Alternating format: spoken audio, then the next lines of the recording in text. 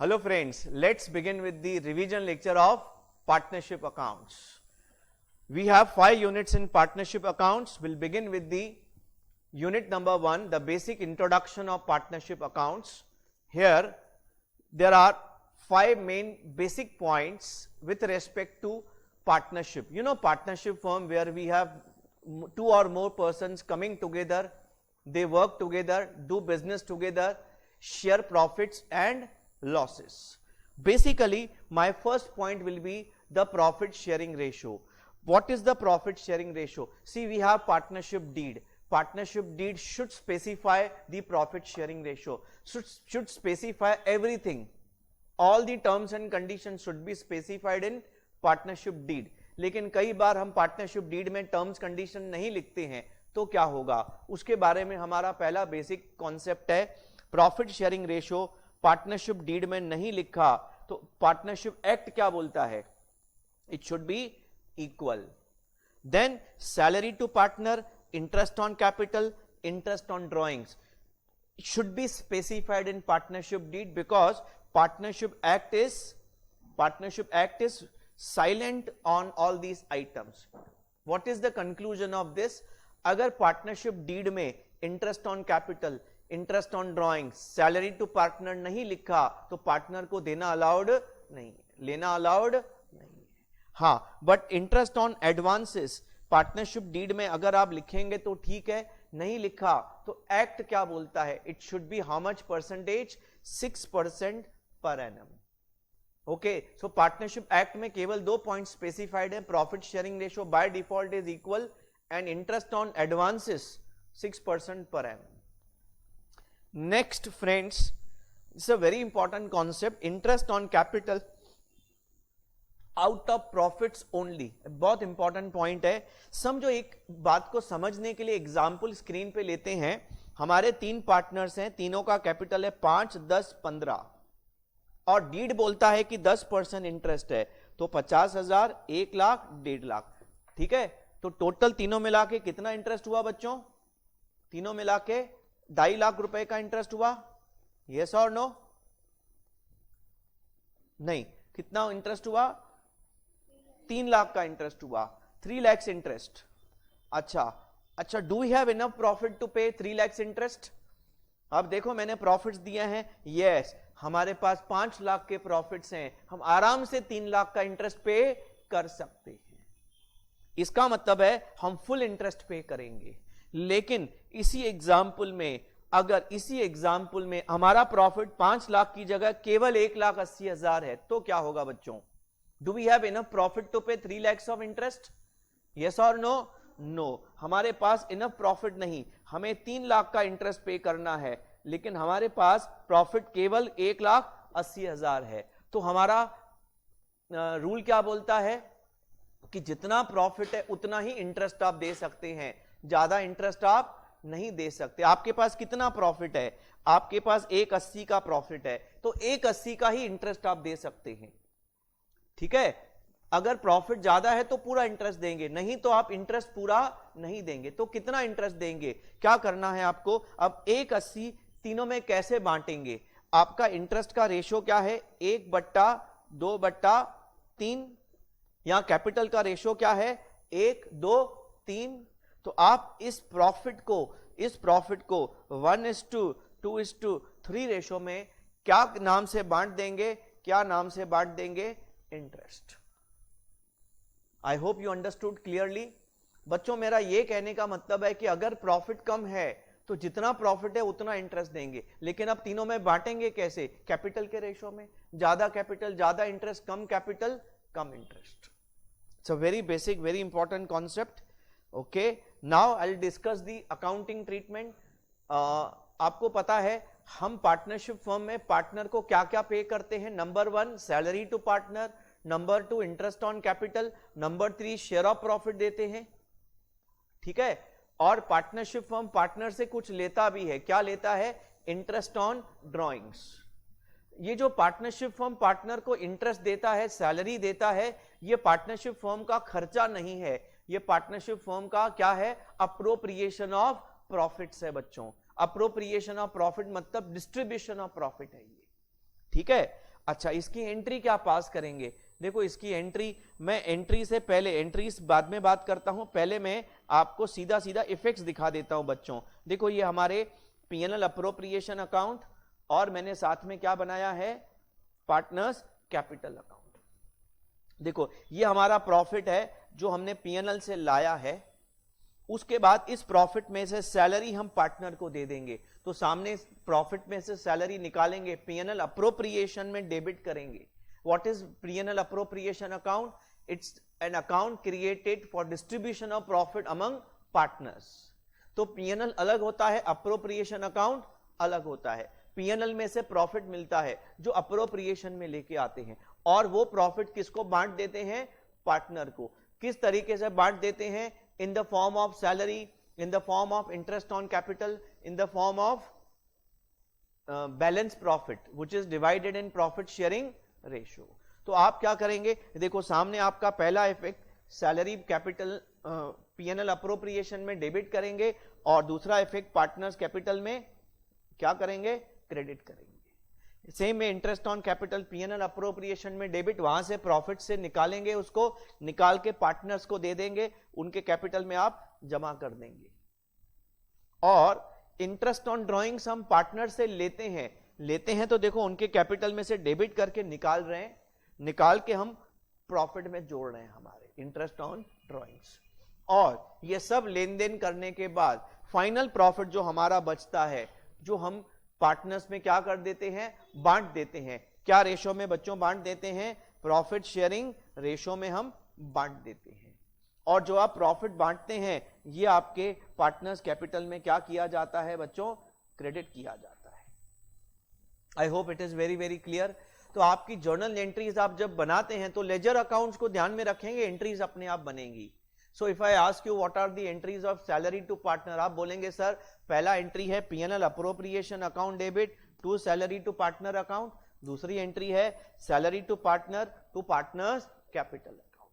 Same entry will be for interest on capital, PNL appropriation to interest on capital to partners capital account. अच्छा, interest on drawings की entries क्या होंगी बच्चों? उल्टी entries होंगी। हम पार्टनर से लेते हैं तो पीएनएल में क्रेडिट करते हैं, तो interest on drawings account debit to PNL appropriation account, और partners capital account debit to interest on drawings account. Is it clear to everyone? तो ये हमारी सिंपल बेसिक अकाउंटिंग है जिसमें हमने सैलरी इंटरेस्ट सबको अकाउंट फॉर किया, प्रॉफिट भी पार्टनर्स में बांट दिया बच्चों। अच्छा, इसके बाद हम आगे बढ़ेंगे। हमारे पास कई बार ऐसा पार्टनरशिप होता है जिसमें कोई कोई पार्टनर खाली प्रॉफिट में पार्टनर होता है, मतलब लॉस होगा तो वो शेयर नहीं करेगा। प्लस कभी कभी ऐसा भी होता है, we may have a partner with a minimum guaranteed profit, जो मिनिमम गारंटीड प्रॉफिट लेगा उससे कम नहीं लेगा। फॉर एग्जाम्पल हमारे 3 पार्टनर्स हैं ABC 321। हमारे इस पार्टनरशिप फर्म में अगर आप ध्यान देंगे, C is having minimum guaranteed profit of 50,000, मतलब पार्टनरशिप फर्म कमाए या पार्टनरशिप फर्म नहीं कमाए, C को 50,000 तो हम देने वाले हैं, ठीक है ना? ओके, प्रॉफिट शेयरिंग रेशो कितना है बच्चों? 3-2-1। अब इस पार्टनरशिप फर्म ने 2,40,000 का प्रॉफिट कमाया है, इसको अगर हम 3-2-1 में डिवाइड करेंगे, it comes to how much? 120, 80 and 40। But problem क्या आ गया? सी को मिनिमम कितना मिलना चाहिए? 50। तो सी को कितना कम हो रहा है? 10। तो हमें सी को 10 देना पड़ेगा। सी को जो हम 10 देंगे, कहां से निकाल के देंगे? बाय डिफॉल्ट ए और बी से देंगे। ए और बी कौन से रेशो में देंगे? बाय डिफॉल्ट ए और बी का रेशो क्या है? 3 और 2। ए और बी का आपस में रेशो क्या है बच्चों? 3 और 2। वो 3 और 2 रेशो में बांट देंगे। एक मिनट। हाँ, अच्छा, 3 और 2 के हिसाब से अगर आप कैलकुलेटर उठाते हैं तो ए कितना देगा? 6,000 देगा। बी कितना देगा बच्चों? 4,000 देगा। तो फाइनल प्रॉफिट जो हम पार्टनर्स में बांटेंगे वो कितने बचेंगे? 1,14,000, 86,000, और इसको कितना मिलेगा? 76,000। All clear? This is how you do with the minimum guaranteed profit calculation. ठीक है ना, पहले गिवन प्रॉफिट को पार्टनरशिप में पार्टनर्स में बांटो, लेकिन अगर मिनिमम गारंटीड वाले पार्टनर को प्रॉफिट कम मिल रहा है तो उसको वो प्रॉफिट देना पड़ेगा। कौन देगा आपको? बाय डिफॉल्ट कौन देगा? बाकी पार्टनर्स, उनके पीएसआर में। लेकिन हमारे इसी केस में सी को गारंटी किसने दिया है? ए ने दिया है। बी ने बोला मैं गारंटी नहीं देता हूं, ए बोलता है ठीक है ना मैं गारंटी लेता हूं, तो गारंटी खाली किसने लिया है? ए ने लिया है। तो सी को जो 10,000 दिया जाएगा वो किसके प्रॉफिट से काट के दिया जाएगा? ए के प्रॉफिट से, बिकॉज गारंटी खाली किसने लिया है? ए ने। तो अल्टीमेटली ए को कितना बाकी प्रॉफिट मिलेगा? 1/10, बी को तो उतना ही मिलेगा और सी को कितना मिलेगा? 50,000। तो ये आपका हो गया minimum guaranteed profit calculations. Clear to everyone? बहुत अच्छा दोस्तों। अब इसके बाद हमारे इंट्रोडक्शन चैप्टर में है टाइप्स ऑफ कैपिटल अकाउंट्स। हमारे कितने टाइप्स हैं बच्चों? 2 हैं, एक फिक्स्ड कैपिटल अकाउंट, दूसरा fluctuating. In fixed capital account हम 2 अकाउंट बनाते हैं, partners capital account and partners current account. Partners capital account में हम क्या क्या डालते हैं? उनका capital plus introduction of capital, और करंट अकाउंट में बाकी सब डाउनलोड कर देते हैं। बाकी सब बोला तो salary to partner, interest on capital, interest on drawings, net profit, net loss, drawings, everything we put into partners current account. Is all right? But when you follow fluctuating capital method, तो fluctuating capital method में क्या होता है? कोई current और capital account अलग अलग नहीं बनता, खाली कैपिटल अकाउंट बनता है, उसी में कैपिटल होता है, उसी में सब लोड करते हैं हम। उसी में हम interest on capital, interest on drawings, net profit, salary to partner, drawing, everything we put into capital account, don't have any current account. So this is how we have 2 types of capitals. आपको problem में information दिया होगा, accordingly आपको करना है दोस्तों। अच्छा, एक और चीज आपको बता दूं, जब आप इंटरेस्ट ऑन कैपिटल कैलकुलेट करते हैं, करंट अकाउंट बैलेंस पे इंटरेस्ट नहीं दिया जाएगा, खाली फिक्स्ड कैपिटल पे इंटरेस्ट दिया जाएगा। वो भी कैसे कैलकुलेट करेंगे? ओपनिंग बैलेंस पे पूरे साल का, प्लस कोई इंट्रोडक्शन ऑफ कैपिटल है तो प्रोपोर्शनेट नंबर ऑफ मंथ्स का। इन केस ऑफ फ्लक्चुएटिंग कैपिटल ऐसा कोई रेस्ट्रिक्शन नहीं है, एक ही कैपिटल अकाउंट है सब पार्टनर का, अलग अलग करंट अकाउंट तो है नहीं, उसी कैपिटल अकाउंट पे इंटरेस्ट कैलकुलेट किया जाएगा। Very simple. अच्छा, इसके आगे बढ़ेंगे दोस्तों। यहां पे मेरा पहला यूनिट बेसिक कॉन्सेप्ट, इंट्रोडक्शन के आइडियाज जो कॉन्सेप्ट्स हैं वो खत्म होते हैं। हमारा दोस्तों अगला यूनिट काफी इंपॉर्टेंट यूनिट कैलकुलेशन के लिए, गुडविल वैल्यूएशन। ठीक है, गुडविल क्यों वैल्यू किया जाता है? Whenever there is a change in constitution of any business, ownership बदलता है तो गुडविल का लेन देन होता है। जो बिजनेस बेचता है, जो ओनरशिप बेचता है, वो गुडविल का पैसा लेता है। किससे? जो खरीदता है। So whenever there is admission of partner, there is retirement of partner, there is death of partner, we have change in ownership resulting into exchange of goodwill. तो पहले तो हमें बिजनेस का गुडविल भी वैल्यू करने को आना चाहिए। ठीक है, तो हमारे गुडविल को वैल्यू करने के कितने मेथड्स हैं? 2, average profit method, super profit method. Average profit method में कितने मेथड्स हैं? 2। कौन से 2 हैं? Number of years purchase of average profit, capitalization of average profit. Super profit method में कितने मेथड हैं बच्चों? 3, number of years purchase, capitalization और एन्युटी मेथड। अच्छा, इन मेथड्स को जरा थोड़ा ध्यान से समझने की कोशिश करेंगे, बेसिक कॉन्सेप्ट्स को पकड़ने की कोशिश करेंगे। मैंने पहले number of years, average profit में number of years purchase method start किया है, या बोल सकते हैं हमारा पहला मेथड है। उस पहले मेथड में सबसे पहले आप कंप्यूट करेंगे एवरेज प्रॉफिट, जिसको हम क्या बोलते हैं? Future maintainable profit.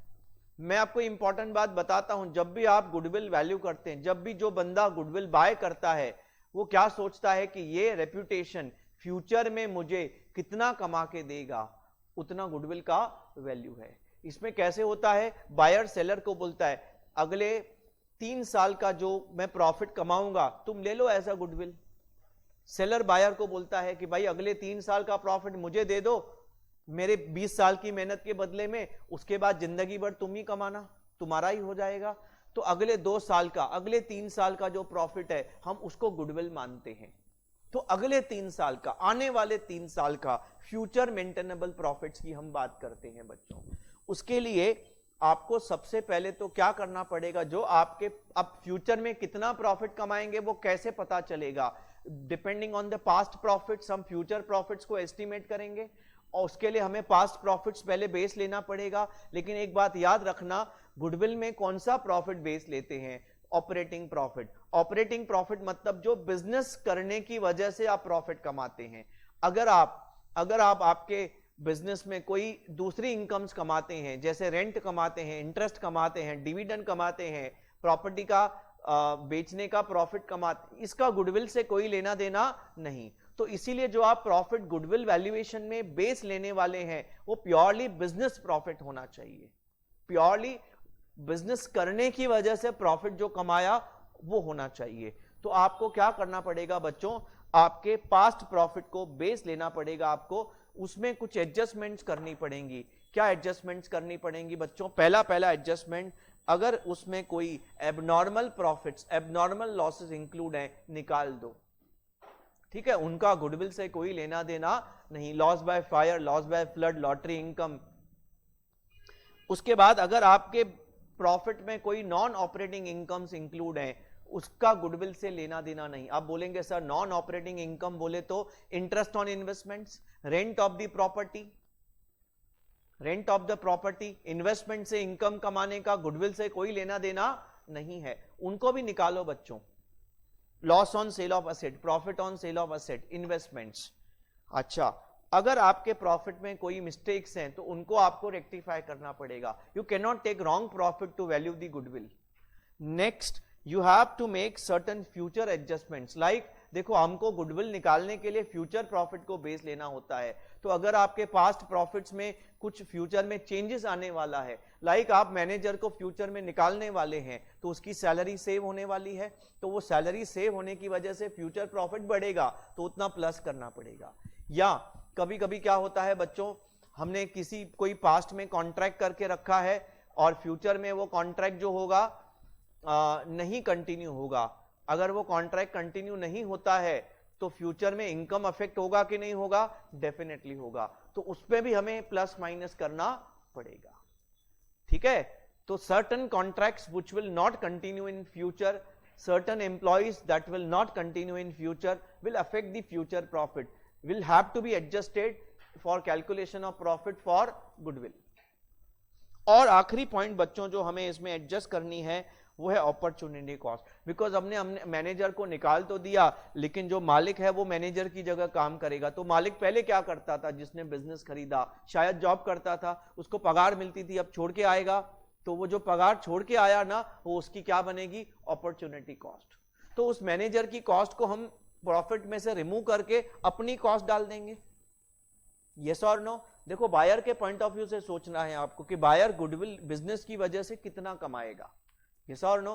तो बिजनेस की वजह से कितना कमाएगा तो अपना कॉस्ट उसमें से पहले अलग करना पड़ेगा, माइनस करना पड़ेगा। बाकी बिजनेस कमा के दे रहा है, fine. So that will give you future maintainable profit. Future maintainable, future में कितना कमाएंगे।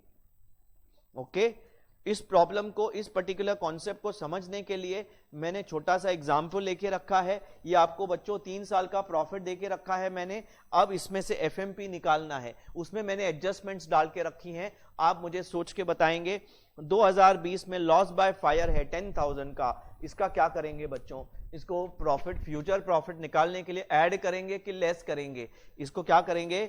ऐड करेंगे। देखो, ये लॉस ऐड बैक करना है, प्रॉफिट से माइनस हो चुका है बट इसका इंपैक्ट गुडविल में नहीं आना चाहिए, तो इसको क्या करेंगे? हम ऐड बैक करेंगे। लॉसेस को रिवर्स करना है तो ऐड बैक करेंगे, प्रॉफिट को निकालना है तो लेस करेंगे।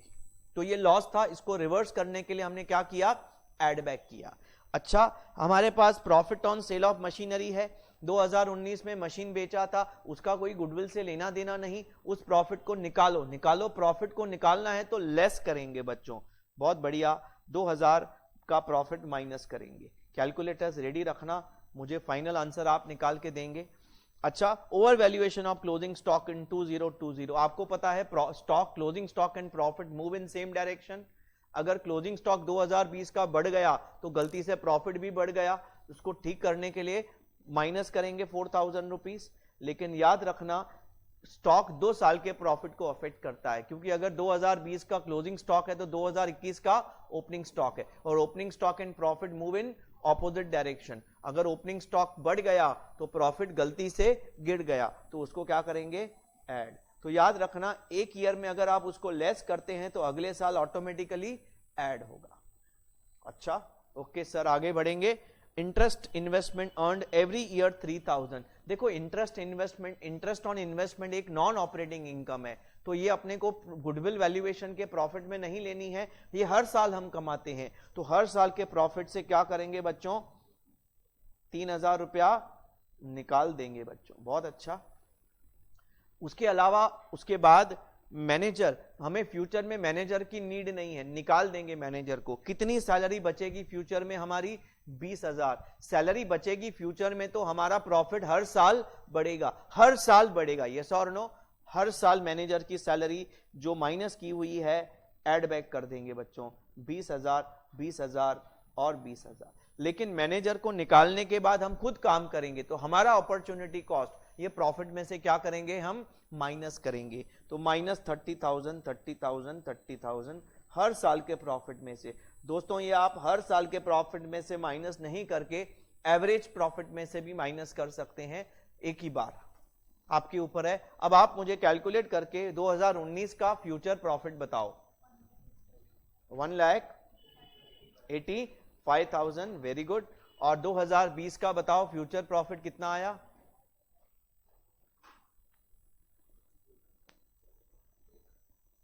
Quick fast. बाकी बच्चे 2021 का निकालो, 2,93,000। और तीसरे साल का,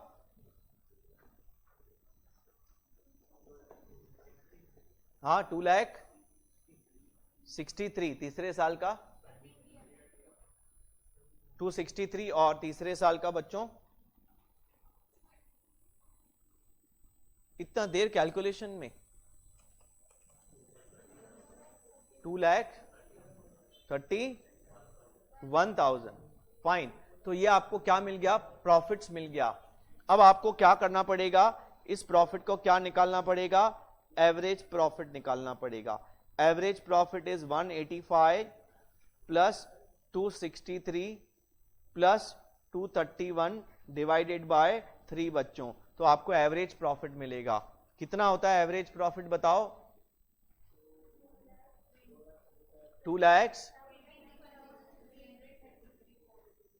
ठीक है।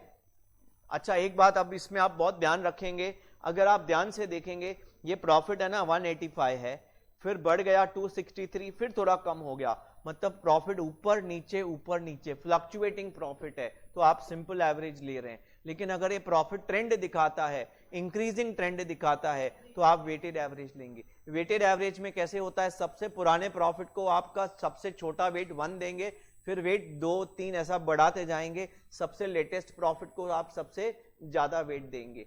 तो आपको वेटेड एवरेज कैलकुलेशंस भी आना चाहिए। तो वेटेड एवरेज कभी यूज करते हैं जब प्रॉफिट एक ट्रेंड में होता है, आइदर इंक्रीजिंग और decreasing. Is it clear? Okay बच्चों, अब स्टेप 2, आप इस प्रॉफिट को उठा के आप क्या कैलकुलेट करेंगे, गुडविल। कैसे कैलकुलेट करेंगे, समझो आपका ये प्रॉफिट ही हम बेस ले लेते हैं 226,333। अच्छा, अब नंबर ऑफ ईयर्स परचेज तो हमें क्वेश्चन में दिया होगा, समझो नंबर ऑफ ईयर्स परचेज 2 है, तो आपका 226,333 इंटू 2 452,666, ये आपको ना क्वेश्चन में दिया होगा। ये क्वेश्चन में आपको नंबर ऑफ ईयर्स परचेज मतलब कितने साल का प्रॉफिट हम गुडविल मानेंगे। सेलर बायर को क्या बोलता है, भाई अगले 2 साल का प्रॉफिट तुम मुझे एज अ गुडविल दे दो, उसके बाद जो भी कमाओगे तुम्हारा है। मेरे 15 साल की मेहनत के बदले में मेरे अगले 2 साल का प्रॉफिट गुडविल करके मुझे दे दो तुम। Is it clear? अच्छा बच्चों, अगर मैं कैपिटलाइजेशन मेथड नंबर 2 की बात करता हूं, कैपिटलाइजेशन मेथड की बात करता हूं, capitalization of average profit method, तो उसमें सबसे पहले आपको क्या करना है, स्टेप 1 सेम है, एवरेज प्रॉफिट कंप्यूट करेंगे आप। स्टेप 1 सेम है, जैसे आपने अभी ऊपर कैलकुलेशन सीखा। उसके बाद आप क्या करेंगे, you have to calculate capitalized profit. ठीक है, समझो मैं यहां पे अपने फिगर्स ले रहा हूं, समझो मेरा एवरेज प्रॉफिट है 1.5 लाख रुपया। कितना है भाई एवरेज प्रॉफिट? 1.5 लाख रुपया। ठीक है, ओके। अब कैपिटलाइज्ड प्रॉफिट कैसे निकालेंगे, उसके लिए आपको average future profit divided by क्या, NRR into 100। What is normal rate of return? NRR is normal rate of return. ये क्या होता है, industry average rate of return.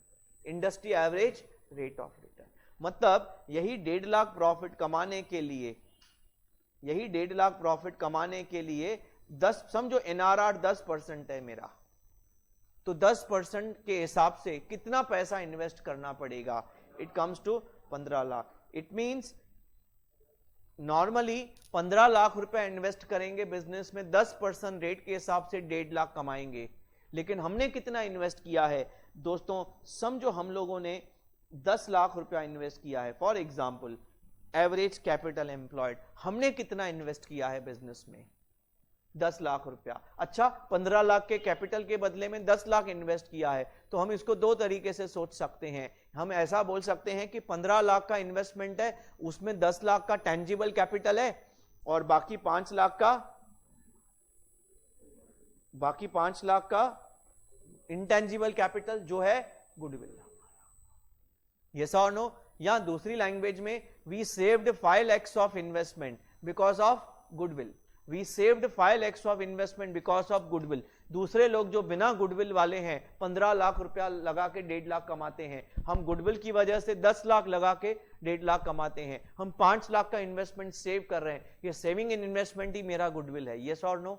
Is it clear? तो this is your capitalisation method. Fine बच्चों।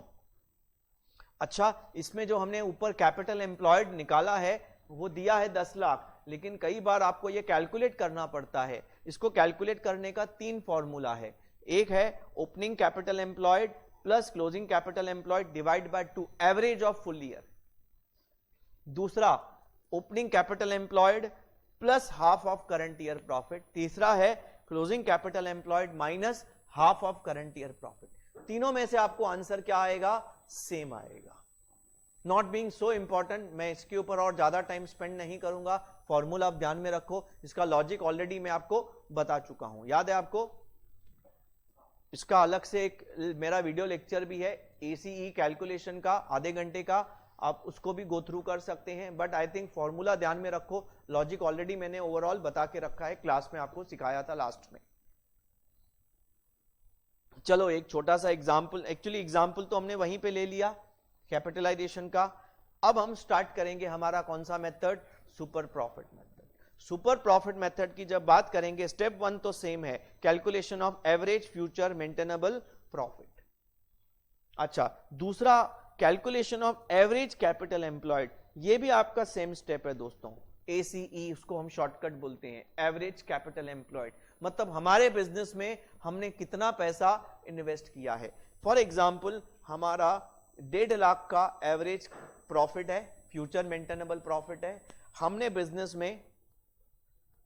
Business में 10 लाख रुपया invest करके रखा है। कितना इन्वेस्ट करके रखा है? 10 लाख रुपया। ठीक है। अच्छा, 10 लाख रुपया जो कोई भी इन्वेस्ट करेगा वो कितना नॉर्मली कमाना चाहिए? सर 10 लाख पे नॉर्मल रेट ऑफ रिटर्न लगाओ, 10% समझो नॉर्मल रेट ऑफ रिटर्न है। तो कोई भी बंदा ये 10 लाख इन्वेस्टमेंट पे 10% नॉर्मली कमाते हैं, एवरेज इंडस्ट्री रिटर्न है, तो कितना कमाना चाहिए बच्चों? 1 लाख कमाना चाहिए। अच्छा, हम कितना कमाते हैं? हम 1.5 लाख कमाते हैं, जबकि नॉर्मली बिना गुडविल के कितना कमा सकता है आदमी? 1 लाख। हम कितना नॉर्मल से ज्यादा कमाते हैं? 50,000। M I right? हम 1.5 लाख कमाते हैं, लेकिन हमारे बिजनेस में हमने 10 लाख इन्वेस्ट किया है, जिसपे लोग नॉर्मली 10% कमाते हैं। 10 लाख का 10% 1 lakh, normal profit, standard profit. लेकिन हम 1.5 लाख कमाते हैं, कितना ज्यादा कमाते हैं, 50,000, तो इसको हम क्या बोलते हैं, 50,000 को क्या बोलते हैं, सुपर प्रॉफिट। अब बच्चों इस सुपर प्रॉफिट को बेस लेके आप 3 तरीके से गुडविल निकाल सकते हैं। पहला, super profit into number of years purchase. Super profit आपका कितना है बच्चों, 50,000, नंबर ऑफ ईयर्स परचेज समझो 3 है, तो आपका गुडविल कितना आएगा, 1.5 लाख रुपया। अच्छा, ये सुपर प्रॉफिट का पहला मेथड है। सुपर प्रॉफिट में 2 मेथड और हैं, कैपिटलाइजेशन मेथड। अच्छा, what is the formula of capitalization method? Super profit जैसे निकालते हैं वैसे निकाल लो, सीधा गुडविल का फॉर्मूला है 50 super profit upon NRR into 100। अरे कितना आया गुडविल, 5 लाख रुपया। ये formula number 2, super profit upon NRR into 100। अच्छा, तीसरा भी है अपने पास आंसर, एन्युटी मेथड का गुडविल। अच्छा, एन्युटी मेथड से गुडविल कैसे निकालते हैं? गुडविल सुपर प्रॉफिट ले लो into annuity factor. Annuity factor क्या होता है, डिस्काउंटिंग फैक्टर होता है। अच्छा, ये मोस्टली दिया होता है क्वेश्चन में, नहीं तो कैसे निकालते हैं आपको पता है, कैलकुलेटर पे 1 पॉइंट एनआरआर को उठा लेंगे, rate of interest 1.10 is the rate of interest. कितने साल हैं सर, 3 साल है, नंबर ऑफ ईयर्स परचेज, तो इक्वल टू, ठीक है। उसके बाद जीटी का बटन दबा देंगे तो आपको एक ऐसा एन्युटी फैक्टर आ जाएगा जिसको हम डिस्काउंटिंग, क्यूमुलेटिव डिस्काउंटिंग फैक्टर बोलते हैं।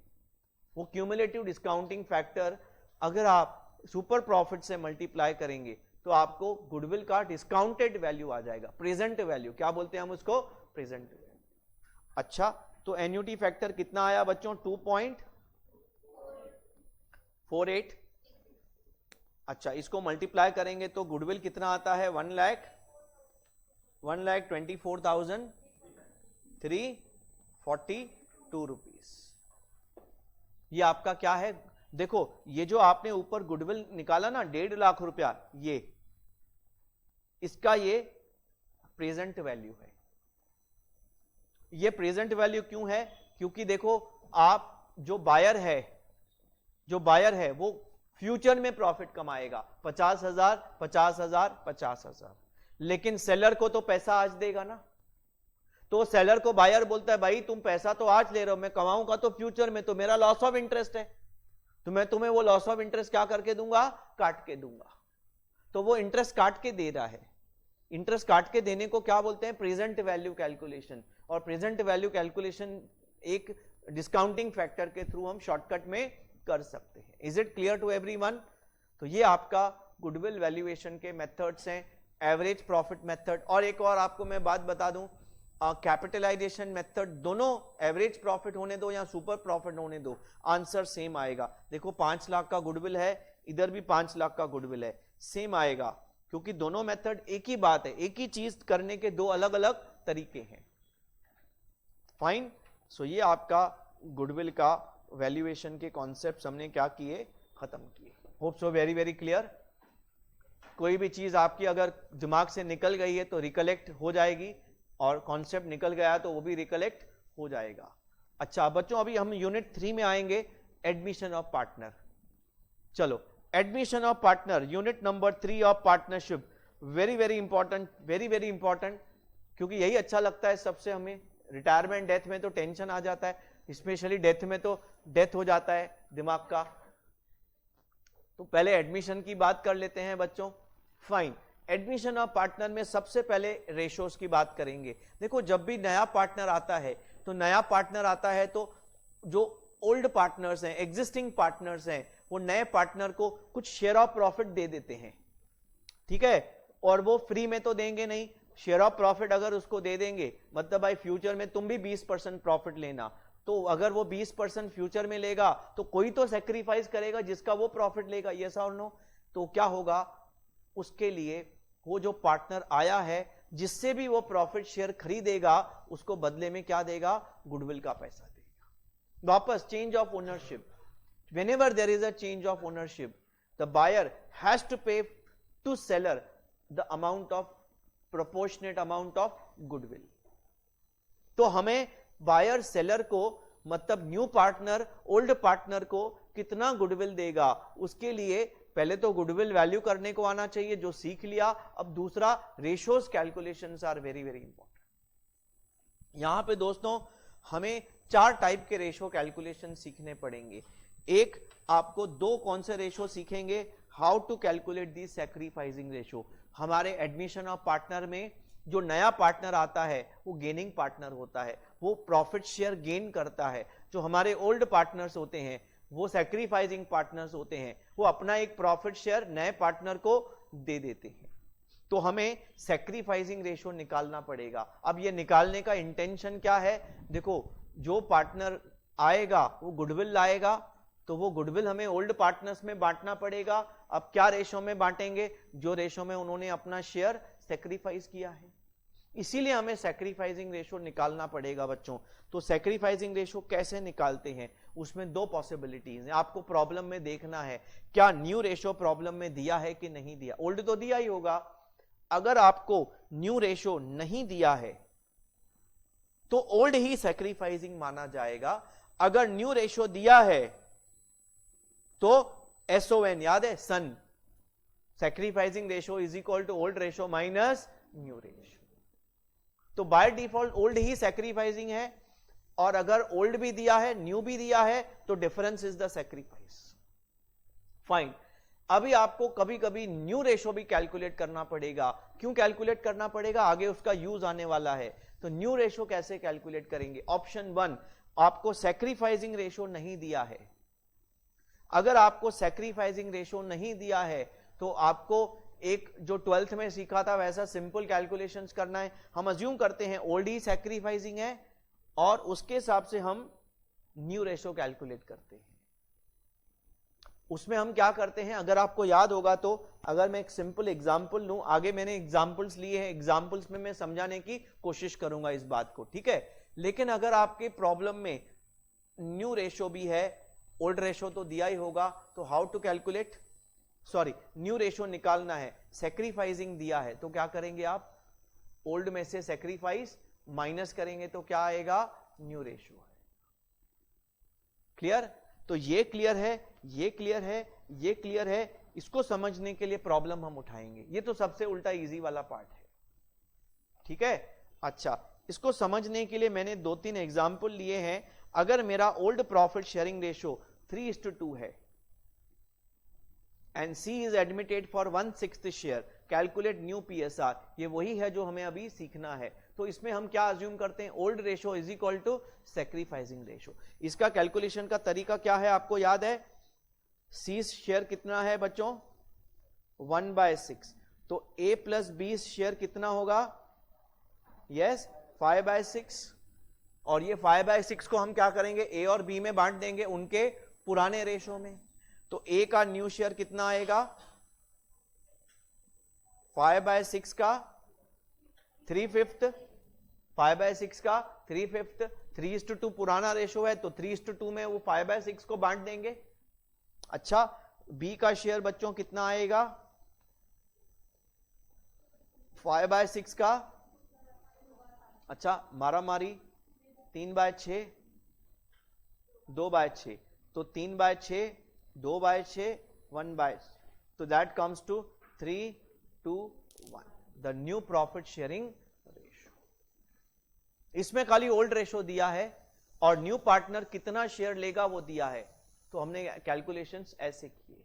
लेकिन अगर आपके ऐसे ही सम में इन्होंने क्या बोला है, ओल्ड रेशो 3:2 है, C को 1/6 देना है, which he gets equally from A and B। ये कहने का मतलब है sacrifices 1:1, sacrifices 1:1। सो आप यहां पे न्यू रेशो कैसे निकालेंगे, sir old minus sacrifice, right. अच्छा, तो आप मुझे बताओ A का ओल्ड कितना है, सर 3/5, B का ओल्ड कितना है 2/5। अच्छा, अब C को देना कितना है 1/6, ठीक है, टोटल 1/6 देना है। कौन देगा, A और B, कितना देंगे, इक्वल, आधा आधा। इसका मतलब है 1/6 का आधा A देगा, 1/6 का दूसरा आधा B देगा। तो ओल्ड में से जो आप सी को दे रहे हैं वो माइनस करेंगे तो न्यू आ जाएगा आपका। Am I right with the calculations? So हम क्या करेंगे बच्चों, 3/5 माइनस 1/12, इसको आप सॉल्व करेंगे, 2/5 minus 1/12, 60, 36, 5, 31/60, please correct if I am making any mistake, 60, 24, 5, 19/60। अच्छा सी को कितना दे रहे हैं, 1/6, तो इसको 10/10 से मल्टीप्लाई डिवाइड करना पड़ेगा, क्योंकि डिनोमिनेटर क्या चाहिए अपने को, सेम चाहिए, 10/60। तो अपना न्यू प्रॉफिट शेयरिंग रेशियो कितना हो गया बच्चों, 31:19:10। I hope it is very very clear. तो इसमें दोनों में फर्क क्या है, दोनों में ओल्ड रेशो दिया है, हाँ दिया है, दोनों में सी का शेयर दिया है, दिया है, दोनों में फर्क क्या है, ऊपर सैक्रिफाइसिंग रेशो नहीं दिया, नीचे सैक्रिफाइसिंग रेशो दिया है, दिस इज द डिफरेंस, और न्यू निकालना है। अच्छा अब दोस्तों अगर मैं ऐसे ही सैक्रिफाइसिंग रेशो निकालने के दो एग्जाम्पल लेता हूं, तो पहले एग्जाम्पल में वापस ओल्ड रेशो दिया है, सी का शेयर दिया है 1/6, आपको बोला है सैक्रिफाइसिंग रेशो निकालो, तो आप बताओ क्या करेंगे, सैक्रिफाइसिंग रेशो क्या करेंगे, इज इक्वल टू अज्यूम करेंगे ओल्ड रेशो, याद है, तो क्या बोलेंगे 3/2, no calculations to be done. लेकिन आपको ओल्ड रेशो के साथ साथ न्यू रेशो भी दिया है, ओल्ड रेशो के साथ साथ न्यू रेशो भी दिया है, और बोला है सैक्रिफाइसिंग रेशो निकालो, तो आप कैसे सैक्रिफाइस निकालेंगे, old minus new, old minus new. अब आप ध्यान से इसको कैलकुलेट करेंगे, बस इसको आप कैलकुलेट करेंगे तो आपका आ जाएगा सैक्रिफाइस, ओल्ड कितना है भाई, 3/5, 2/5। अच्छा न्यू कितना है आपका, 4/9 और 3/9, बस इसको आपको सॉल्व करना है, 45, 27, 27/45। अच्छा इसको सॉल्व करते हैं, 45, 18, 15, 3/45। अच्छा तो बाप मुझे बताओ सैक्रिफाइसिंग रेशो कितना हुआ बच्चों, 7/3। Am I right with the calculations? Please take my calculation, I am doing it very fast. अच्छा इसका मतलब है जो भी नया पार्टनर गुडविल लाएगा वो ओल्ड पार्टनर्स में हम क्या रेशो में बांटेंगे, 7:3, ऊपर 3:2, नीचे 7:3 में बांटेंगे। This is the use of sacrificing ratio. New ratio का क्या यूज है, आगे बहुत काम आने वाला है, एक एक करके हम डिस्कस करेंगे। I hope the ratio calculations are very very clear, ठीक है, फाइन। बच्चों आगे बढ़ेंगे, हम अकाउंटिंग ऑफ एडमिशन की बात करते हैं। अकाउंटिंग में 6 स्टेप्स हैं, सबसे पहले रेक्टिफिकेशन, उसके बाद है revaluation of assets and liabilities, reserves in balance sheet. अच्छा फिर मैंने यहां पे बॉर्डर लगाया है, बॉर्डर क्यों लगाया है आपको पता है, पहले 3 स्टेप्स करने के टाइम पे हम पार्टनर को घर के बाहर किस पे बिठाते हैं, कुर्सी पे बिठाते हैं, और उसके बाद ये 3 स्टेप्स करते हैं, फिर पार्टनर को अंदर बुला के ये बाकी 3 स्टेप्स क्या करते हैं, कंप्लीट करते हैं। कौन सा 3 steps, capital by new partner, goodwill और कैपिटल एडजस्टमेंट। कैपिटल एडजस्टमेंट कभी होता है कभी नहीं होता है, रेक्टिफिकेशन कभी होता है कभी नहीं होता है। तो बाकी जो स्टेप्स ये है ना, ये मोस्ट ऑफ द सम्स में आपको दिखेंगे स्टेप्स। तो दोस्तों सबसे पहला स्टेप मैं ले लूंगा revaluation of assets and liabilities. Asset की वैल्यू अगर हम बढ़ाते हैं, देखो असेट्स एंड लायबिलिटीज को क्यों रिवैल्यू करते हैं, क्योंकि असेट्स की और लायबिलिटीज की मार्केट वैल्यू बुक वैल्यू से अलग है, और वो पुराने पार्टनर्स को उसका प्रॉफिट लॉस मिलना चाहिए, न्यू पार्टनर को मिलना चाहिए क्या, नहीं मिलना चाहिए, क्योंकि उसके आने से पहले का ये वैल्यूएशन है, रिवैल्यूएशन है। तो हम असेट्स लायबिलिटीज को करंट वैल्यू पे लाएंगे तो बेटर होगा। असेट की वैल्यू बढ़ाएंगे, प्रॉफिट है। कौन सा अकाउंट यूज करते हैं रिवैल्यूएशन के लिए, revaluation account. What is the nature of revaluation account, nominal account. इसमें प्रॉफिट्स को क्या करते हैं, क्रेडिट करते हैं, लॉसेस को क्या करते हैं बच्चों, डेबिट करते हैं। आई होप सो क्लियर। अच्छा तो असेट की वैल्यू बढ़ाने को हम प्रॉफिट बोलते हैं। ओके आई विल, हाँ यहां पे ले लेता हूं, असेट की वैल्यू बढ़ाते हैं तो क्या एंट्री पास होगी, asset account debit to revaluation. देखो प्रॉफिट है तो रिवैल्यूएशन में क्या करेंगे, क्रेडिट करेंगे, और असेट को डेबिट बैलेंस और डेबिट करेंगे तो वैल्यू बढ़ेगा।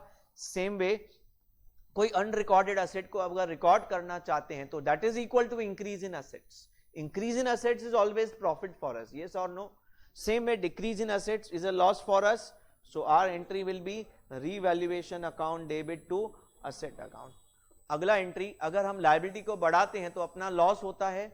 लॉस होता है तो क्या करेंगे? रीवैल्यूएशन में डेबिट करेंगे टू क्या? Liability account. वैसे ही कोई पुरानी contingent liability, unrecorded liability suddenly हमारे सर पे आ गई, या कोई लायबिलिटी रिकॉर्ड करना भूल गए, अब हमें रिकॉर्ड करनी पड़ेगी, तो इंक्रीज इन लायबिलिटी हो जाती है. Increase in liability is equal to recording unrecorded liability. Same entry pass होने वाली है अपनी. अच्छा, और अगर लायबिलिटी कम होती है कभी कभी तो क्या एंट्री पास करेंगे? लायबिलिटी कम होना प्रॉफिट होता है तो हम रीवैल्यूएशन में उसको क्रेडिट करेंगे. Liability account debit to revaluation account. अच्छा बच्चों, अच्छा ये रीवैल्यूएशन जो आपने कंप्लीट किया, इसका बैलेंसिंग फिगर क्या होगा? प्रॉफिट या लॉस ऑन रीवैल्यूएशन. ये किसको बांटेंगे हम? कौन से पार्टनर्स को बांटेंगे? ओल्ड पार्टनर्स को. कौन से रेशो में? ओल्ड पीएसआर में. अच्छा, क्या एंट्री पास करेंगे? प्रॉफिट बांटेंगे तो प्रॉफिट हमेशा कैपिटल में क्रेडिट होता है, याद है? इस तरीके से एंट्री आसानी से बनेगी. तो प्रॉफिट की एंट्री क्या बनेगी? रीवैल्यूएशन अकाउंट डेबिट टू कौन से partners? Old partners capital account. और लॉस है तो कैपिटल में डेबिट करेंगे, तो what we will say? Old partners capital account debit to revaluation account. Hope so very very clear. Fine. तो आपको बहुत ध्यान देना है, बहुत ही सिंपल तरीके से. रिवैल्यूएशन में प्रॉफिट्स है तो क्रेडिट करो, लॉस है तो डेबिट करो. This is the best way to make revaluation account. Don't have to think of the journal entries. लेकिन कभी कभी आपको ऐसा बोला होगा, रिवैल्यूएशन तो करना है, रिवैल्यूएशन तो करना है, लेकिन बैलेंस शीट में एसेट्स लायबिलिटीज पुरानी वैल्यू पे लिखने चाहिए. बैलेंस शीट में वैल्यूज बदलने नहीं चाहिए. ऊपर जो हमने मेथड यूज किया उसमें बैलेंस शीट में रिवाइज्ड वैल्यूज आने वाली हैं, लेकिन हमें बोला है कि बैलेंस शीट में रिवाइज्ड वैल्यू हम नहीं लिखना चाहते, स्टिल रिवैल्यूएशन का इफेक्ट देना चाहते हैं. उसका स्पेशल मेथड क्या है? Memorandum revaluation account. इसमें आप क्या करते हैं, मैं सिंपल लॉजिक बताता हूं. 4 स्टेप्स लिखे हैं. स्टेप्स क्या है? पहले रिवैल्यूएशन करो, मेमोरेंडम रिवैल्यूएशन में उसका इफेक्ट दो, फिर मेमोरेंडम रिवैल्यूएशन का बैलेंसिंग फिगर प्रॉफिट आएगा या लॉस आएगा, ओल्ड पार्टनर्स में, ओल्ड पीएसआर में बांट दो.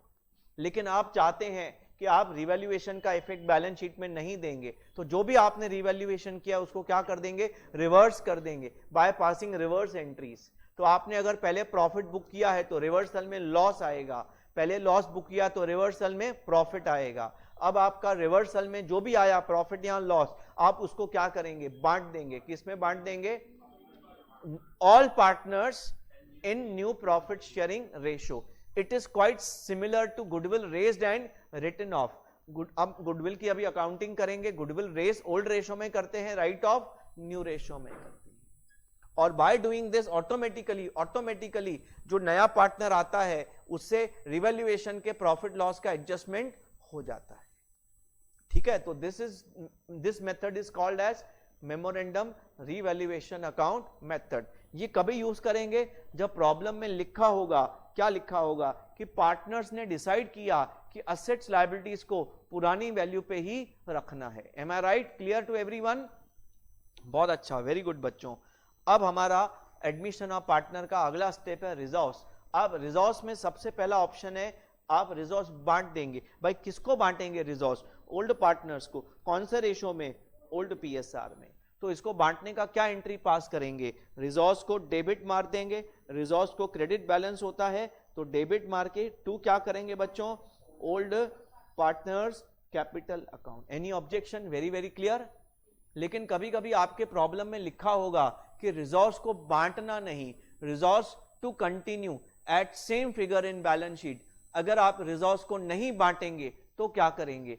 तो आप न्यू पार्टनर से रिजॉर्स का शेयर का अमाउंट ले लेंगे थ्रू व्हाट? Capital adjustment. ठीक है, तो कैपिटल एडजस्टमेंट, जब भी मैं कैपिटल एडजस्टमेंट बोलता हूं इसका मतलब है it's a direct adjustment between the partners, among the partners. मतलब हम उसकी एंट्रीज, उस असेट, उस लायबिलिटी को हाथ लगाने की जगह पार्टनर्स के बीच में ले दे के हिसाब कर लेते हैं. ठीक है, तो हमारा कैसे होता है? अगर हम रिजॉर्स को बैलेंस शीट में रहने देंगे, बांटेंगे नहीं, तो न्यू पार्टनर के आने के बाद उसको भी शेयर मिलेगा फिर. तो उसको जो शेयर फ्यूचर में उसमें से मिलेगा, उसका तो है नहीं, वो तो ओल्ड पार्टनर्स का है, तो उसको आने के टाइम उससे पैसा ले लेंगे उसका। कैसे ले लेंगे उसका पैसा? उससे थ्रू कैपिटल एडजस्टमेंट। कैसे करेंगे कैपिटल एडजस्टमेंट? कैपिटल एडजस्टमेंट का रूल क्या है? G2S। What is G2S?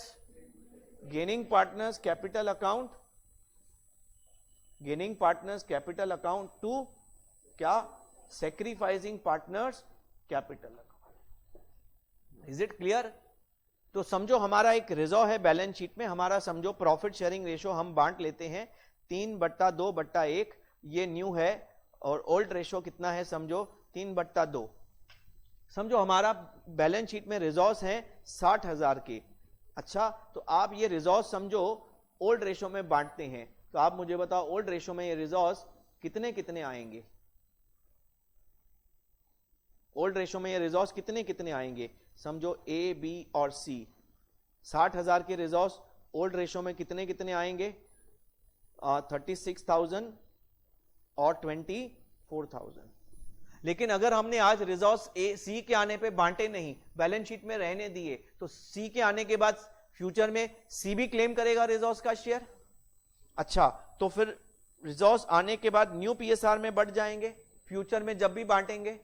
तो आप 60,000 को आप देखेंगे 30, 20 और 10। इसकी वजह से क्या हो गया? आपका C का 10,000 का रिजर्व मिल गया, जबकि वो C का है ही नहीं। लेकिन ये किसका C के पास चला गया? A और B का। A का कितना गया? 6,000। B का कितना गया? 4,000। तो हम एक कैपिटल एडजस्टमेंट एंट्री करेंगे, C के अकाउंट को डेबिट करेंगे 10,000 से, उसके कैपिटल से 10,000 निकाल लेंगे, बोलेंगे देख रिजर्व में तेरा शेयर आपको मिल जाएगा, उसका पैसा मुझे दे।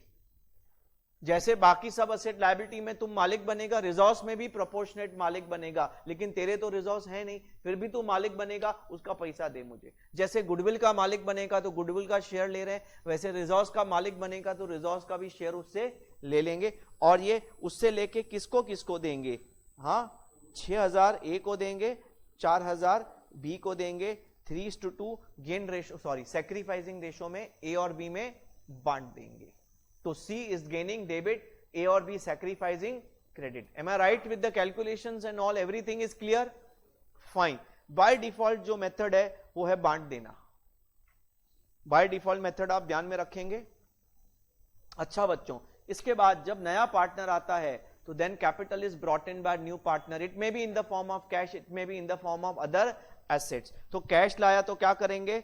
कैश को डेबिट करेंगे। कोई और असेट लाया तो क्या करेंगे? उस असेट को डेबिट करेंगे। तो क्या लिखेंगे? New partners capital account. ये बहुत सबसे इजी एंड सिंपल एंट्री है हमारा। क्लियर? कभी कभी न्यू पार्टनर कैपिटल नहीं लाता है, पुराना कोई पार्टनर रिटायर होता है और उसको अपना कोई कैपिटल पुराने पार्टनर का बोलता है गिफ्ट दे देता हूं मैं इसको। जैसे एक हमने सम किया है जिसमें फादर रिटायर हो रहा है, सन एडमिट हो रहा है, तो जो रिटायरिंग फादर है बोलता है मेरा जितना बैलेंस है उसका आधा, या जो नया पार्टनर को कैपिटल लाना है उसका आधा मेरे कैपिटल में से मैं गिफ्ट देता हूं, बाकी उससे तुम मांग लो आधा। Is it clear? तो उसकी अकाउंटिंग आपको करनी पड़ेगी। उसमें क्या करना पड़ेगा? जो दे रहा है उसके कैपिटल को डेबिट करेंगे, जो ले रहा है उसके कैपिटल को क्रेडिट करेंगे। अच्छा, हमारा सबसे सबसे ब्रह्मास्त्र कॉन्सेप्ट कौन सा है? गुडविल। गुडविल सबसे खतरनाक, सबसे बेस्ट कॉन्सेप्ट है। Goodwill accounting in case of admission, there are how many possibilities? There are 4 possibilities. Number 1, goodwill brought in cash by new partner. Number 2, not brought in cash, cash नहीं लाता है new partner, paid privately, याद है, और goodwill already in balance sheet. अब एक एक करके हम डिस्कस करेंगे। समझो, if there is a goodwill brought in by new partner in cash, तो what accounting we have to do? There are 2 possibilities. After bringing goodwill in cash, either goodwill is retained in the business और withdrawn by old partner. तो उसकी 3 accounting entries, 2 accounting entries क्या होंगी? पहला, goodwill नया partner लाया और business में रिटेन किया। पहला एंट्री क्या होगा? Bank account debit. समझो 3 पार्टनर्स हैं हमारे, A, B, C। वही आपका C नया पार्टनर है। C कौन है? नया पार्टनर है। तो क्या एंट्री पास करेंगे बच्चों? Bank account debit to C's capital account, C लेके आया गुडविल का पैसा, फिर ये पैसा सी के कैपिटल से निकाल के हम क्या करेंगे बच्चों? ए और बी के कैपिटल में ट्रांसफर कर देंगे। मतलब इनडायरेक्टली सी पैसा लाया, लेकिन क्रेडिट किसको दिया हमने? ए और बी को। एट द सेम टाइम बच्चों ये गुडविल रिटेन्ड है, लेकिन अगर यही गुडविल विड्रॉ करना है तो क्या करेंगे? तो वापस 3 स्टेप्स होंगे। पहले सी लाएगा, फिर ए और बी को दे देंगे, फिर ए और बी निकाल के घर लेके जाएंगे। ए और बी में withdraw full amount of goodwill और दे में withdraw part of the goodwill. तो पहले सी गुडविल का पैसा लाएगा, तो क्या एंट्री पास करेंगे?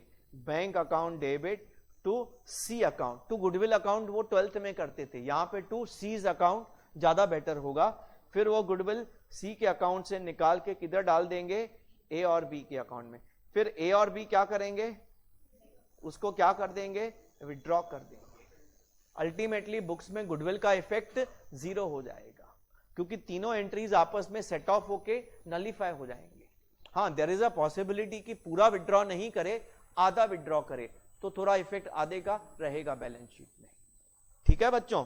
ओके, अब दूसरा किस्सा, गुडविल नया पार्टनर कैश नहीं ला पाया, बोला नहीं है मेरे पास कैश, तो मैं कैपिटल लेके आता हूं, गुडविल नहीं ला पाऊंगा। तो हमारे पास ऑप्शन नंबर 1 क्या है? हम गुडविल को रेस करेंगे और राइट ऑफ करेंगे। तो हम रेस कौन से रेशो में करेंगे बच्चों? यस, ओल्ड पार्टनर्स में और ओल्ड पीएसआर में। यस और नो, याद है? अच्छा, बताओ गुडविल को रेस कैसे करते हैं, क्या एंट्री पास करते हैं? बहुत ही सिंपल एंट्री है बच्चों, goodwill account debit to old partners capital account. Yes और नो? चलो ठीक है, मतलब अगर ए और बी ओल्ड पार्टनर्स हैं तो to A's capital account to B's capital account. अच्छा, अब गुडविल को क्या करेंगे? क्या हम गुडविल को रेस करके रख सकते हैं बच्चों? बिल्कुल भी नहीं रख सकते। अकाउंटिंग स्टैंडर्ड 26 हमें मना करता है, बोलता है self generated goodwill can not be shown in books. तो आप इसको इमीडिएटली क्या करेंगे? खत्म करेंगे। मतलब सी को बाहर बिठा के पहले रेस करेंगे, सी जैसे अंदर आता है तो उसको राइट ऑफ कर देंगे, उड़ा देंगे। तो अब राइट ऑफ करने में कौन कौन आएगा? तीनों, ऑल पार्टनर्स। तो what will be the entry? एक मिनट लिखूं, right of all partners in what ratio? New profit sharing ratio. What is the entry that we pass? Yes, all partners capital, very good, all partners capital account debit to what account? Goodwill. Goodwill खत्म हो गया हमारा। अच्छा, कभी कभी हम क्या करते हैं, ये दोनों एंट्रीज को नेट ऑफ करते हैं।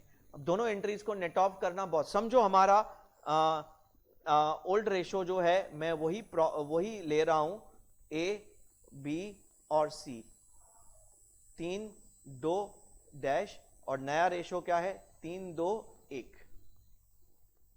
ठीक है, और हमारा गुडविल कितना है? 60,000 का गुडविल है।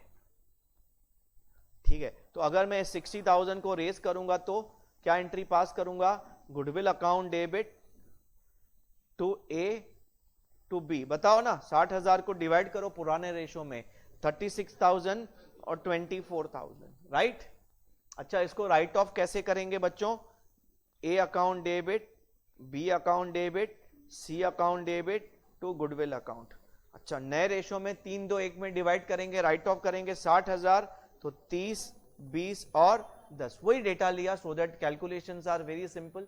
अच्छा, अल्टीमेटली ये क्या हो गया? रेस करके राइट ऑफ करना, इसका शॉर्टकट। एक बात बताओ, सी का शेयर ऑफ गुडविल कितना है? 60,000 का टोटल गुडविल है, उसका 1/6 शेयर है 10,000 रुपया। हम सीधा उससे 10,000 रुपया ले लेते हैं। कैसे लेंगे? कैश तो दे नहीं रहा है, तो हम क्या करेंगे? उसके कैपिटल में से उठा लेंगे।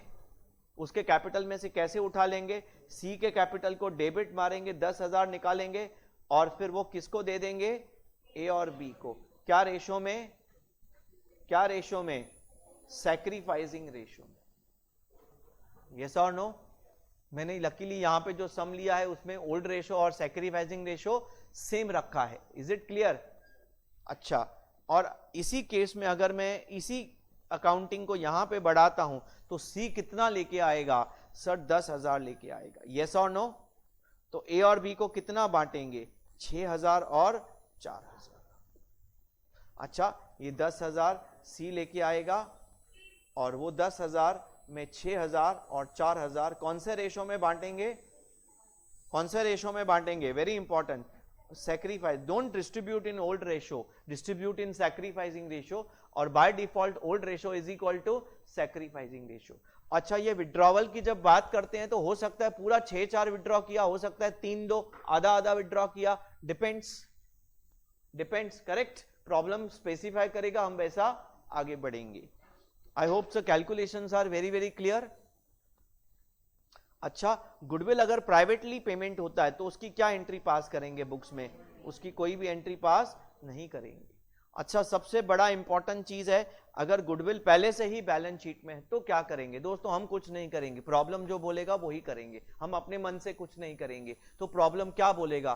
कभी कभी आपको बैलेंस शीट से ज्यादा वैल्यू का गुडविल नीचे एडजस्टमेंट्स में देगा, तो बोलेगा गुडविल की वैल्यू क्या करो? बढ़ाओ, बढ़ा देना ओल्ड रेशो में। फिर कभी कभी बैलेंस शीट से कम वैल्यू नीचे गुडविल की देगा, तो बोलेगा गुडविल की value, it's kind of a revaluation of goodwill like any other asset. तो गुडविल की वैल्यू क्या करनी पड़ेगी? यहां पे हमें घटानी पड़ेगी बच्चों। कभी कभी बोलेगा कि पुराना गुडविल जो है ना बैलेंस शीट में जो पड़ा है ना उसको राइट ऑफ करो। पुराना गुडविल जो बैलेंस शीट में पड़ा है उसको राइट ऑफ करो, वो पुराना है, वो वैल्यू अभी काम का नहीं है। तो आप कौन से रेशो में राइट ऑफ करेंगे? ओल्ड रेशो में। फिर उसके बाद बोलेगा अभी फ्रेश हम नए गुडविल की वैल्यूएशन करेंगे और नए गुडविल की अकाउंटिंग कौन से मेथड से करेंगे? Any of the above method discussed. बोलेंगे नए पार्टनर को तू कैश लेके आ, रेस करके राइट ऑफ करेंगे, कैपिटल एडजस्टमेंट करेंगे। बट उससे पहले बोलेगा पुराने गुडविल को बैलेंस शीट से क्या करो? खत्म करो। नया पार्टनर आने से पहले पुराने गुडविल को खत्म करो, राइट ऑफ करो। फिर बैलेंस शीट विदाउट गुडविल होगा, then the problem will be as if there is no goodwill in balance sheet. तो दोस्तों जब भी ऑलरेडी बैलेंस शीट में गुडविल है तो आप अपना दिमाग मत लगाना, प्रॉब्लम में लिखा होगा डायरेक्शंस फॉलो करना। Clear to everybody? Very easy. अच्छा, सबसे इंपॉर्टेंट हमारा आखिरी एडजस्टमेंट एडमिशन ऑफ पार्टनर का है capital adjustment. What is capital adjustment friends? हमारे एडमिशन प्रोसेस खत्म होने के बाद, रेक्टिफिकेशन, रीवैल्यूएशन, रिजॉर्व्स, कैपिटल, गुडविल के बाद जो फाइनल कैपिटल पार्टनर्स का है वो क्या करना है अपने को? दोस्तों वो हमें पीएसआर में रखना है, न्यू पीएसआर में मेंटेन करना है। इन पीएसआर, लेकिन कौन से पीएसआर में बच्चों? न्यू पीएसआर में। और उसको न्यू पीएसआर में रखने के 3 अलग अलग मेथड्स हैं। टेकिंग क्या? New partners capital as base. Number 2 taking old partners capital as base. Number 3 taking total capital as base. इसमें total capital to remain unchanged. चौथा भी आपने देखा है प्रॉब्लम्स में, कभी कभी प्रॉब्लम में खुद का अपना टोटल कैपिटल दिया होता है जिसमें लिखा होता है कि एडमिशन ऑफ पार्टनर के बाद इतना कैपिटल रखना है, पीएसआर में रखना है। I hope remember. फाइन। अच्छा, अब इस बात को अच्छे से समझने के लिए मैंने एग्जाम्पल लिया है। समझो हमारा न्यू पीएसआर वापस 3-2-1, 3/2/1 है, 1/6 शेयर, 25,000 कैपिटल सी लाया है। और हमारे जो पार्टनर्स हैं उनका कैपिटल 80, 47, 25, वही एग्जाम्पल लिया है जो मैंने क्लास में डिस्कस किया था। ठीक है ना? ये कैपिटल है हमारा, लेकिन ये नहीं रखना है, पीएसआर में रखना है। Is it PSR? In PSR 80, 47, 25, is it in PSR? No, we need to make in PSR. उसको पीएसआर में रखने के 3 अलग अलग टेक्निक्स हैं। नंबर 1, मैं अभी न्यू पार्टनर को बेस लेके कैलकुलेशंस आपको सिखाता हूं। अच्छा, हमारा सीज कैपिटल कितना है बच्चों? सीज कैपिटल कितना है? 25,000। यस और नो? कितने शेयर के लिए? 1/6 शेयर। अच्छा, तो can you calculate total capital taking C's capital as base? 25,000 क्या करेंगे आपको मालूम है? रेसिप्रोकल ऑफ पीएसआर से मल्टीप्लाई करते हैं कि 1 आउट ऑफ 6 25 है, तो 6 आउट ऑफ 1 कितना है, कितना आएगा बच्चों? अच्छा, ये 1,50,000 टोटल कैपिटल है, सी को बेस लेके इसको हमें क्या करना पड़ेगा, पीएसआर में डिवाइड करना पड़ेगा। अकॉर्डिंगली इसका कैपिटल आएगा 75, 50 और 25। लेकिन हमारा कैपिटल जो गिवन है वो कितना है बच्चों, ये है 80, 47, 25। मतलब हमारे जो पार्टनर नंबर ए है, फर्स्ट पार्टनर है, ये ए है, ये बी है, ये सी है। तो ए का कैपिटल हमें रखना कितना है, 75 है, कितना 80। तो 5 क्या है, 5 क्या है बच्चों, एक्सेस। तो ए को क्या करेंगे, उसका एक्सेस कैपिटल वापस दे देंगे, या उसके करंट अकाउंट में डाल देंगे, या उसके लोन अकाउंट में डाल देंगे। वैसे ही बी का कैपिटल 3000 डिफरेंस है और 3000 क्या है, शॉर्ट, तो उसको रखना 50 है लेकिन है 47, तो बोलेंगे 3000 तुम क्या करो, लेके आओ। तो 3000 का कैपिटल जो बी लेके आएगा या तो कैश में ले लेंगे, या करंट अकाउंट में, या लोन अकाउंट में, और सी में कोई डिफरेंस नहीं है। This is how you take it using new partners capital as base. अच्छा, ओल्ड को बेस लेना थोड़ा डिफरेंट है। ओल्ड को बेस कैसे लेते हैं, ए और बी का कैपिटल जोड़ेंगे, ए और बी इज कैपिटल, ए का कितना है 80, बी का कितना है बच्चों 47। Please help in calculations. 127K is the capital of A plus B, इसको बेस लेना है। अच्छा, 127 कितने शेयर के लिए है सर, 5/6 शेयर, 3 और 2 5 होता है ना, अरे यस और नो। कैपिटल पीएसआर कितना है इनका, 3, 2, 1, तो 1/6 सी का है, तो ए और बी का बाकी 5/6 है, और उस 5/6 के लिए उसका दोनों का मिला के कैपिटल कितना है, 1,27,000। अच्छा, तो टोटल कैपिटल ले सकते हैं, total capital taking A plus B capital as base, कितना होगा बच्चों, into reciprocal of 5/6, 6/5, it comes to 1,52,400। अच्छा, ये जो अमाउंट है इसको हमें 3 पार्टनर्स में किस रेशो में डिवाइड करना है बच्चों, पीएसआर में डिवाइड करना है। अच्छा, कितना आता है पीएसआर में, ये 76 और 50,800 और 25,400। अच्छा, इनका कैपिटल ऑलरेडी कितना दिया हुआ है बच्चों, इसका 80 है, इसका 47 है, इसका 25 है, तो वापस शॉर्ट एक्सेस आएगा। इसका आई थिंक 3,800 एक्सेस आएगा, इसका लग रहा है 3,800 शॉर्ट आएगा, और इसका 400 एक्सेस आएगा। एक्सेस शॉर्ट को कैसे एडजस्ट करेंगे, या तो कैश, या तो करंट अकाउंट, या तो कैपिटल अकाउंट। अगर प्रॉब्लम साइलेंट है तो मोस्टली किस में एडजस्ट करना बेटर होगा, कैश में। अच्छा, ये जो तीसरा है ना, तीसरा है टोटल कैपिटल को बेस लेना है।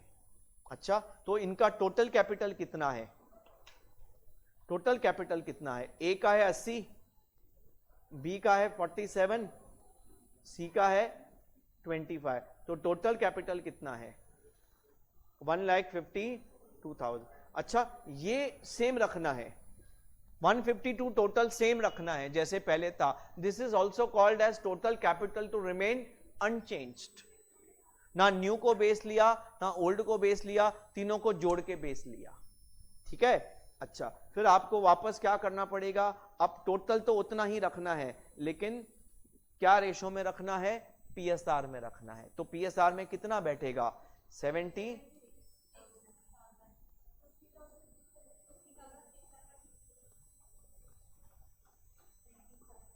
25, 333, और कैपिटल आपको गिवन कितना है 80,000, 47,000 और 25,000।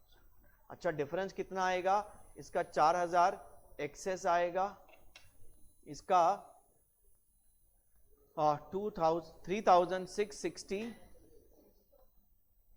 7 होगा शायद यहाँ पे, शॉर्ट आएगा और 333 का शॉर्ट आएगा, जो भी है डिफरेंस। अच्छा, पेपर में ना शॉर्ट एक्सेस इस वर्किंग नोट से नहीं निकालना है। शॉर्ट एक्सेस पेपर में कैसे निकालेंगे, आप क्या करो, वर्किंग नोट से आप खाली यहां तक कैलकुलेशंस करो। कहां तक कैलकुलेशंस करेंगे, यहां तक। ये जो कैपिटल पीएसआर में आपने लाया है, इसको पार्टनर्स कैपिटल में लिख दो, to balance carried down the balancing figure of partners capital, क्योंकि पार्टनर के कैपिटल में ऑलरेडी पुराना कैपिटल है, फिर आप नया लिख देंगे तो डिफरेंस ऑटोमेटिकली ये शॉर्ट एक्सेस आ जाएगा। टू और बाय बैलेंसिंग फिगर जो भी साइड आया शॉर्ट एक्सेस आ जाएगा। तो दोस्तों ये क्या किया हमने, क्या सीखा हमने, कैपिटल एडजस्टमेंट कैसे किया जाता है। तो यहां पे हमारा एक और कॉन्सेप्ट, एक और यूनिट क्या हो गया, कॉन्सेप्चुअली खत्म हो गया। चलो दोस्तों आगे हम बढ़ते हैं, हमारा आखिरी 2 units, that is retirement and death of the partner. तो इन दोनों का अकाउंटिंग ऑलमोस्ट सेम है, थोड़ा थोड़ा फर्क है। डेथ में थोड़ा कॉम्प्लिकेशन ज्यादा रहता है, उस बात का आपको ध्यान करना है, क्योंकि डेथ में क्या होता है, कई बार पेमेंट ना लीगल एग्जीक्यूटर्स को बहुत लेट देते हैं, तो इंटरेस्ट के साथ दिया जाता है, तो एग्जीक्यूटर्स अकाउंट बनाने को बोलते हैं, ठीक है ना। बाकी रिटायरमेंट डेथ की 80% अकाउंटिंग, 90% अकाउंटिंग क्या होगी, सेम। सेम क्यों होगी, क्योंकि दोनों में एक बात कॉमन है, आउटगोइंग पार्टनर, पार्टनर जा रहा है। अच्छा, जब भी पार्टनर जाता है तो क्या छोड़ के जाएगा, अपना प्रॉफिट शेयर छोड़ के जाएगा। उसका प्रॉफिट शेयर जो छोड़ के जाएगा वो किसको मिलेगा, old partners, existing continuing partners, जो पार्टनर कंटिन्यू कर रहे हैं बिजनेस को, उनको उसका प्रॉफिट शेयर मिलेगा। अब वो प्रॉफिट शेयर अगर आप किसी का लेते हैं तो बदले में क्या देना पड़ेगा, गुडविल देना पड़ेगा। तो जब आप रिटायरमेंट की गुडविल की बात करेंगे तो कौन देगा गुडविल,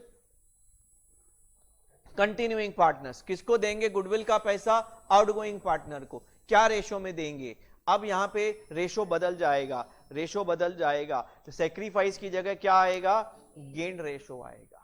अब हमारा गेन रेशो कैलकुलेशन और न्यू रेशो कैलकुलेशन हमें समझना पड़ेगा। गेन रेशो और न्यू रेशो, गेन रेशो कैसे कैलकुलेट करते हैं। अगर न्यू रेशो नहीं दिया तो पुराने रेशो को ही गेन रेशो मानेंगे, लेकिन अगर न्यू रेशो दिया है तो डिफरेंस निकालेंगे। डिफरेंस क्या है, gain is equal to new minus old. अच्छा, आपको कभी कभी न्यू रेशो कैलकुलेट करना पड़ेगा। अब न्यू रेशो कैलकुलेट करने का क्या करेंगे, अगर आपको गेन रेशो नहीं दिया है तो कंटिन्यूइंग पार्टनर्स का ओल्ड रेशो ही गेन रेशो मानते हैं। अगर आपको गेन रेशो नहीं दिया है तो ओल्ड को ही गेन मानते हैं और फिर न्यू रेशो कैलकुलेट करते हैं उसमें गेन ऐड करके। इन अ सिंपल लैंग्वेज, मैं यहां पे लिख सकता हूं कि इनका ओल्ड रेशो ही क्या माना जाएगा, न्यू रेशो माना जाएगा। नीचे एग्जाम्पल आएंगे, वापस हम एग्जाम्पल में फिर डिस्कस कर लेंगे, ठीक है ना। I would take directly old is equal to new. अच्छा, अगर आपको गेन रेशो मालूम है तो ओल्ड में गेन ऐड करेंगे तो क्या आएगा, न्यू आएगा। अच्छा, इसके एग्जांपल्स हमारे सामने हैं। ओल्ड पीएसआर 321 है, सी जा रहा है, जा क्यों रहा है, या तो रिटायर हो रहा है या तो उसका डेथ हो रहा है। न्यू पीएसआर कैलकुलेट करो ए और बी का। By default new PSR will be old PSR is 3:2, लेकिन सी जा रहा है, लेकिन सी का शेयर ए और बी को इक्वली मिल रहा है। तो आप अभी न्यू कैसे निकालेंगे, न्यू कैसे निकालेंगे बच्चों, ओल्ड प्लस उसमें क्या ऐड करेंगे, गेन ऐड करेंगे। अच्छा, कैसे, लॉजिकली देखो, ए का अपना पहला कितना शेयर था, 3/6, बी का अपना कितना था, 2/6। अच्छा, सी गया 1/6 छोड़ के गया। अब 1/6 छोड़ के गया किसके लिए, ए और बी के लिए। ए और बी को आधा आधा मिल गया, आधा मतलब 1/6 का आधा ए को मिला, 1/6 का आधा बी को मिला। तो इसका मतलब है 3/6 प्लस 1/12। इसको सॉल्व करना है, 12 2 2 3 6 plus 1 7/12। Am I right with the calculations, 2/6 plus 1/12, 12 2 4 plus 1 5/12। तो आपका न्यू प्रॉफिट शेयरिंग रेशियो कितना होगा, 7:5। ठीक है। अच्छा, ऐसे ही आपको गेन रेशो कंप्यूट करने को भी बोलेंगे। अब प्रॉब्लम साइलेंट है, ओल्ड रेशो दिया है, सी जा रहा है, कुछ नहीं बोला है, तो what will be the gain ratio? The gain ratio will be equal to old ratio is equal to 3:2 between A and B. लेकिन अब सी जा रहा है और न्यू पीएसआर भी दिया है, ओल्ड भी दिया है, तो गेन कैसे निकालेंगे बच्चों? आप क्या करेंगे? न्यू में से ओल्ड माइनस करेंगे। भाई नया कितना, पुराना कितना था, difference is the gain, yes और नो? तो इनका नया रेशो कितना है? 5/9, 4/9। इनका पुराना रेशो 3/6, 2/6। बस इस इक्वेशन को सॉल्व करेंगे तो आपको क्या मिल जाएगा? गेन रेशो मिल जाएगा। So you can do the calculations very easily. I will now proceed further. जो पार्टनर जा रहा है उसको क्या क्या देंगे? नंबर 1 उसका कैपिटल देंगे, नंबर 2 उसको क्या देंगे?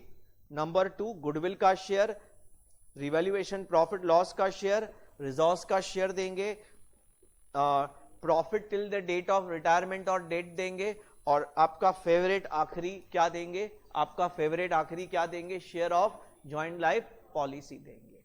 अब एक एक देने का तरीका क्या है वो बहुत इंपॉर्टेंट है। अच्छा, रिवैल्यूएशन प्रॉफिट लॉस कैसे देंगे पार्टनर को? जैसे एडमिशन में दिया था वैसे, कुछ भी नया इसमें सीखने को नहीं है बच्चों, ठीक है? वही आपका 2 मेथड है, रिवैल्यूएशन करो या मेमोरेंडम रिवैल्यूएशन। जैसे बोला है इंस्ट्रक्शंस फॉलो करेंगे, by default first method follow करेंगे। Do the revaluation, profit loss transfer to old partners capital, old PSR. अच्छा, रिजर्व्स का क्या करेंगे बच्चों? सेम तरीके से जाएंगे जैसे आपने एडमिशन में किया था। पहला, या तो हम ओल्ड पार्टनर्स में रिजर्व्स बांट देंगे, ठीक है? तो आप ओल्ड पार्टनर्स में रिजर्व्स कैसे बांटेंगे? ए, बी और सी। हमारा ओल्ड पीएसआर है 3, 2, 1 और हमारा न्यू पीएसआर है, समझो आई विल टेक, हमारा स्टैंडर्ड क्या है याद है आपको? नहीं याद नहीं है?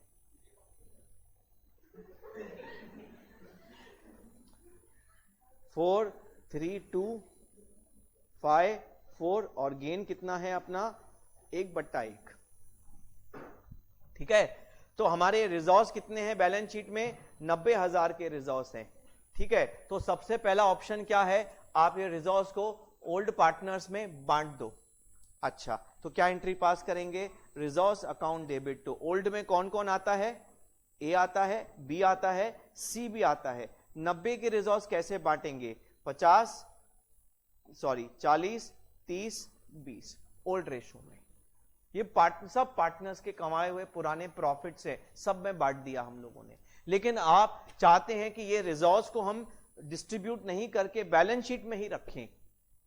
अच्छा, तो सी क्या बोलेगा? ठीक है ना, आप रिजर्व्स को बांटो या नहीं बांटो, बैलेंस शीट में रखो नहीं रखो आपकी मर्जी, मुझे तो मेरा शेयर दे दो। सी का शेयर कितना है? 20। अब सी को हम 20 देंगे तो सी को क्रेडिट करेंगे 20। तो कहां से देंगे? ए और बी के कैपिटल से निकाल के देंगे। कैपिटल एडजस्टमेंट्स करेंगे। क्या करेंगे? Capital adjustment. कौन से रेशो में? गेन रेशो में। गेन रेशो में देंगे, मतलब gaining partners capital account to sacrificing partners capital account.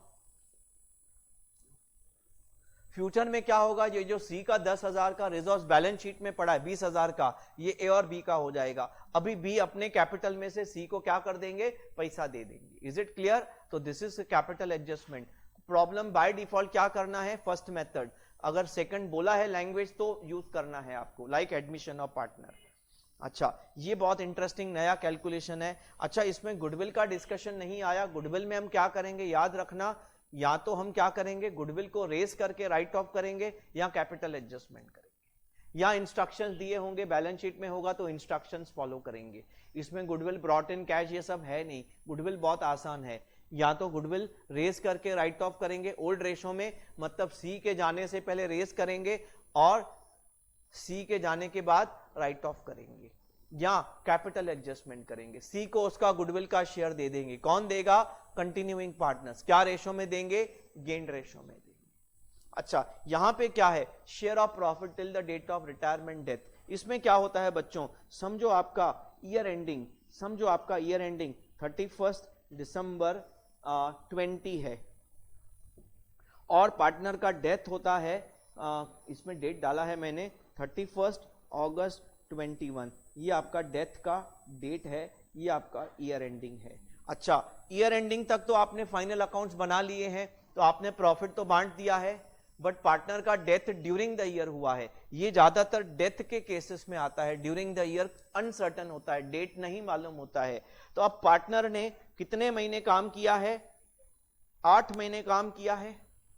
Year and के बाद 8 महीने काम किया, उसके बाद डेथ हो गया, तो क्या उसको 8 महीने का प्रॉफिट का शेयर मिलना चाहिए कि नहीं? बिल्कुल मिलना चाहिए। तो उसको 8 महीने का प्रॉफिट का शेयर कैसे कैलकुलेट करके देंगे? तो हमारा इसमें एक सिंपल लॉजिक बोलता है, आप प्रॉफिट, पास्ट प्रॉफिट के बेसिस पे, जजमेंट बेसिस पे कैलकुलेट करेंगे। पास्ट कितने साल के बेसिस को लेंगे? 1 साल या 2-3 साल, जैसे प्रॉब्लम आपको डायरेक्ट करता है। तो पिछले 1 साल या 2-3 साल का प्रॉफिट उठा लो, एवरेज निकालो, उसके बेस अज्यूम करो कि यही प्रॉफिट हम कमा रहे हैं, उसी के बेसिस पे उसका शेयर निकाल के उसको आप देंगे। तो आप कैसे कैलकुलेट करेंगे? समझो, आपको पिछले 2 साल का प्रॉफिट देके रखा है 3 लाख और 3.5 लाख, ठीक है, आपको इसका एवरेज निकालना है। तो एवरेज कैसे निकालेंगे? 3 और 3.5 का एवरेज कितना आता है? 3.25 लाख, ठीक है। अच्छा, 3.25 लाख रुपए का पिछले 2 साल का प्रॉफिट का एवरेज है। हम अज्यूम कर रहे हैं कि हम करंट ईयर में भी वही कमा रहे हैं। अब इसको अपने को क्या करना पड़ेगा? इसमें सी का शेयर निकालना पड़ेगा। तो सी का शेयर कैसे निकालेंगे? इसमें 3.25 लाख कितने महीने का प्रॉफिट है? 12 महीने का। सी को हमको कितने महीने का देने के? 8 महीने का। तो क्या करेंगे? पहले 8 महीने का 8/12 निकालेंगे, तो 8 महीने का आ गया जजमेंट बेसिस पे। अब इसमें सी का तो पूरा होगा नहीं, सी का शेयर निकालना पड़ेगा। प्रॉफिट शेयरिंग रेशियो 3-2-1 है, तो सी का शेयर कितना होगा? 1/6। तो नेट कितना आएगा? 30,111। अच्छा, अब ये 36,111 का जो प्रॉफिट आया, इसको हमको अकाउंटिंग एंट्री क्या पास करेंगे इसकी? हाँ, इसकी 2 एंट्रीज पास कर सकते हैं। क्या 2 एंट्रीज पास कर सकते हैं? सबसे पहला एंट्री याद है आपको? इधर लिख देता हूं मैं, profit and loss suspense account debit to C's capital. हम लोग पीएनएल ओपन नहीं कर सकते, पीएनएल सस्पेंस अकाउंट, उसका सब्स्टिट्यूट अकाउंट ओपन करके उसके थ्रू हम सी को दे देंगे उसका प्रॉफिट, और बाद में ये पीएनएल सस्पेंस को पीएनएल में मर्ज कर देंगे, उसमें से एडजस्ट कर देंगे। या दूसरा ऑप्शन क्या है हमारे पास? हर एक चीज का सेकंड ऑप्शन कैपिटल एडजस्टमेंट है, हर एक चीज का, ठीक है ना। सेकंड ऑप्शन में क्या होता है? ए और बी फॉर द टाइमिंग अपने कैपिटल से, मैं राउंड फिगर 10 ले रहा हूं, अपने कैपिटल से सी को उसका share of profit gain ratio में दे देंगे। कौन से रेशो में देंगे बच्चों? गेन रेशो में देंगे। और फिर बाद में जब ईयर एंड पे प्रॉफिट आएगा तो वो सी का प्रॉफिट उठा लेंगे। यस और नो? तो 36 का आधा, am I right with the figures? 18,055। I hope so, very very clear. अच्छा दोस्तों, हमारा सबसे इंपॉर्टेंट डिस्कशन हमारे रिटायरमेंट डेथ में जो हमें तंग करता है वो है ज्वाइंट लाइफ पॉलिसी। तो जरा आज ज्वाइंट लाइफ पॉलिसी के बारे में भी थोड़ी बात कर लेते हैं। लेट्स सी ये कितना डिफिकल्ट है। बहुत कॉन्सेप्ट, बहुत इजी कॉन्सेप्ट है, कुछ डिफिकल्ट नहीं है। ध्यान से एक बार वापस सुन लो बच्चों, ध्यान से। ज्वाइंट लाइफ पॉलिसी 2 टाइप का होता है। ये पार्टनरशिप फर्म का पॉलिसी होता है, जिसका प्रीमियम कौन पे करता है? फर्म पे करता है। क्यों पे करता है फर्म? सो दैट कभी किसी पार्टनर को कुछ हो गया तो उसका क्लेम मिलेगा, पॉलिसी अमाउंट मिलेगा। वो क्लेम किस बात के लिए यूज किया जाएगा? जिस पार्टनर का डेथ हो गया उसका सेटलमेंट का बड़ा पैसा चाहिए ना अपने को, उसके लिए पैसा यूज होगा। This is the main M of joint life policy. अच्छा, प्रीमियम कौन भरता है? फर्म। ज्वाइंट लाइफ पॉलिसी का पैसा किसके हाथ में मिलता है? फर्म। कि जो पार्टनर का डेथ हुआ उसको मिलता है? नहीं, जो पार्टनर का डेथ हुआ उसका पैसा नहीं, फर्म का पैसा है। और फर्म का पैसा किसका होता है? सब पार्टनर्स का पीएसआर में होता है। अच्छा, ज्वाइंट लाइफ पॉलिसी जो होता है उसमें एक होता है सिंगल ज्वाइंट लाइफ पॉलिसी, एक होता है सेपरेट। सिंगल बोला तो एक ही पॉलिसी में सब पार्टनर्स, सेपरेट बोला तो हर पार्टनर का अलग पॉलिसी। अच्छा, अब आगे बढ़ूंगा, एक एक स्लाइड में ना ज्वाइंट लाइफ पॉलिसी के बारे में इंफॉर्मेशन ऐड करते गया हूं मैं, आप ध्यान देना। Single joint life policy premium कौन भरता है? फर्म। अच्छा, जब आप रिटायरमेंट ऑफ पार्टनर होता है तो आप क्या करते हैं? आप पॉलिसी सरेंडर कर सकते हैं। सरेंडर करेंगे तो क्या मिलेगा? Surrender value. What is surrender of policy? Closing policy before due date, before maturity, correct. तो आप पॉलिसी आधे में बंद कर सकते हैं, तो आपको क्या मिलेगा? Surrender value. किसको मिलेगा सरेंडर वैल्यू? फर्म को मिलेगा, ना कि पार्टनर को जो रिटायर हो रहा है। अच्छा, अगर किसी पार्टनर का डेथ हुआ तो क्या मिलेगा? Policy amount. वापस किसको मिलेगा पॉलिसी अमाउंट? फर्म को मिलेगा, ना कि जिस पार्टनर का डेथ हुआ है उसको मिलेगा। अच्छा, लेकिन एक बात याद करना, आप चाहें तो आउटगोइंग पार्टनर को बोलेंगे तुम जा भले, हम पॉलिसी सरेंडर नहीं करेंगे, तेरा सरेंडर वैल्यू का शेयर लेके जा तू, खत्म बात। ए एंड बी, सी जा रहा है तो ए एंड बी बोलते हैं हम पॉलिसी कंटिन्यू करेंगे। क्यों बंद करें? क्योंकि पॉलिसी बंद करने से ना नुकसान होता है, बहुत पैसा बहुत कम मिलता है। तो ए और बोलते हैं हम कंटिन्यू करेंगे, तेरा नाम निकाल देंगे, आज का वैल्यू निकालते हैं, उसमें तेरा शेयर तू लेके जा, खत्म बात। अच्छा, डेथ में यह ऑप्शन नहीं है कंटिन्यू करने का, डेथ में पॉलिसी बंद ही होता है, उसमें ह्यूज अमाउंट पॉलिसी अमाउंट मिलता है बच्चों। अच्छा, ऐसे ही अगर सेपरेट ज्वाइंट लाइफ पॉलिसी होता है तो वापस क्या होता है? जब आप किसी पार्टनर का रिटायरमेंट होता है तो सरेंडर। अब आप किसकी सरेंडर करेंगे? आप चाहें तो खाली उस पार्टनर की पॉलिसी सरेंडर करो जो रिटायर हो रहा है, आप चाहे तो सबकी पॉलिसी सरेंडर करो, कोई दिक्कत की बात नहीं। प्रॉब्लम जैसा बोला आपको वैसा करना है। और अगर किसी पार्टनर का डेथ हुआ तो क्या होगा? जिसका डेथ हुआ उसका पॉलिसी अमाउंट मिलेगा और बाकी पार्टनर्स का क्या मिलेगा? Surrender value. रिटायरमेंट है तो सबका सरेंडर वैल्यू मिलेगा, डेथ में जिसका डेथ हुआ पॉलिसी अमाउंट, बाकी का सरेंडर वैल्यू। अच्छा बच्चों, अब ये जो आपको अकाउंटिंग 3 तरीके से ज्वाइंट लाइफ पॉलिसी आप करते हैं। पहला, जो ज्वाइंट लाइफ पॉलिसी का प्रीमियम आप पे करते हैं उसको खर्चा दिखाते हैं। दूसरा, उसको आप बैलेंस शीट में असेट्स दिखाते हैं, इन्वेस्टमेंट दिखाते हैं। क्या वैल्यू पे दिखाते हैं? सरेंडर वैल्यू पे। तीसरा, उसको आप बैलेंस शीट में सरेंडर वैल्यू पे दिखाते हैं, लेकिन साथ में क्या क्रिएट करते हैं? Joint life policy reserve. तो इन अ सिंपल लैंग्वेज, यहां पे आप ज्वाइंट लाइफ पॉलिसी को खर्चा मानते हैं, यहां पे आप उसको इन्वेस्टमेंट मानते हैं, यहां पे भी आपको क्या मानते हैं? उसको इन्वेस्टमेंट मानते हैं, उसको बैलेंस शीट में दिखाते हैं आप। अच्छा, अगर आप ज्वाइंट लाइफ पॉलिसी को खर्चा मानते हैं, मतलब आप क्या करते हैं? उसके प्रीमियम को जो फर्म पे करता है हर साल पीएनएल में खर्चा दिखा देते हैं, तो क्या होगा? अब हर साल क्या करते हैं? खर्चा दिखाते। अब हमारा काम क्या है? जब हमें अच्छा पता कैसे चलेगा कि आप खर्चे वाला ट्रीटमेंट देते हैं? इस केस में बैलेंस शीट में ज्वाइंट लाइफ पॉलिसी कभी नहीं दिखता, क्योंकि आपने उसको खर्चा ट्रीट किया है। अच्छा, इसमें होगा क्या? रिटायरमेंट होने दो, डेथ होने दो, बहुत आसान है। जो भी पैसा मिला, आई रिपीट, जो भी पैसा मिला वो पैसा फर्म का इनकम है और वो किस में बांट देंगे? पार्टनर्स में, ओल्ड पार्टनर्स में, ओल्ड प्रॉफिट शेयरिंग रेशियो में। जो भी पैसा मिला, may be surrender value, may be policy amount. लेकिन यहां पे एक दिक्कत है, अगर ए और बी द कंटिन्यूइंग पार्टनर्स उन्होंने बोला हम पॉलिसी सरेंडर नहीं करना चाहते, तो फिर क्या करेंगे? पैसा तो नहीं मिलेगा, लेकिन सी तो अपना हिस्सा मांगने वाला है, तो क्या करेंगे? सरेंडर वैल्यू में सी का शेयर निकालेंगे और वो सी को ए और बी गेन रेशो में ट्रांसफर करके देंगे। क्या एंट्री पास करेंगे? A account debit, B account debit to C, capital adjustment करके दे देंगे। ठीक है ना? प्रॉब्लम डायरेक्शन देगा आपको, खाली चुपचाप क्या करना है? फॉलो करना है डायरेक्शंस। अच्छा बच्चों, अगर ज्वाइंट लाइफ पॉलिसी आप मेथड 2 फॉलो करते हैं तो आप जो भी प्रीमियम पे करते हैं उसको आप बैलेंस शीट में इन्वेस्टमेंट दिखाएंगे, असेट दिखाएंगे, लेकिन क्या वैल्यू पे दिखाएंगे? सरेंडर वैल्यू पे। अच्छा, इस केस में आपको पता कैसे चलेगा? बैलेंस शीट में जेएलपी दिखेगा, एक अमाउंट दिखेगा आपको। अच्छा, इसमें क्या होता है? जब आप रिटायर होते हैं या डेथ होता है तो आपको पैसा मिलता है। अब ये पैसे को हम क्या मानते हैं? हमारी सोच समझना, हमारा सोच कैसा होना चाहिए? हमने इन्वेस्टमेंट को बेचा, हम ऐसा सोचते हैं।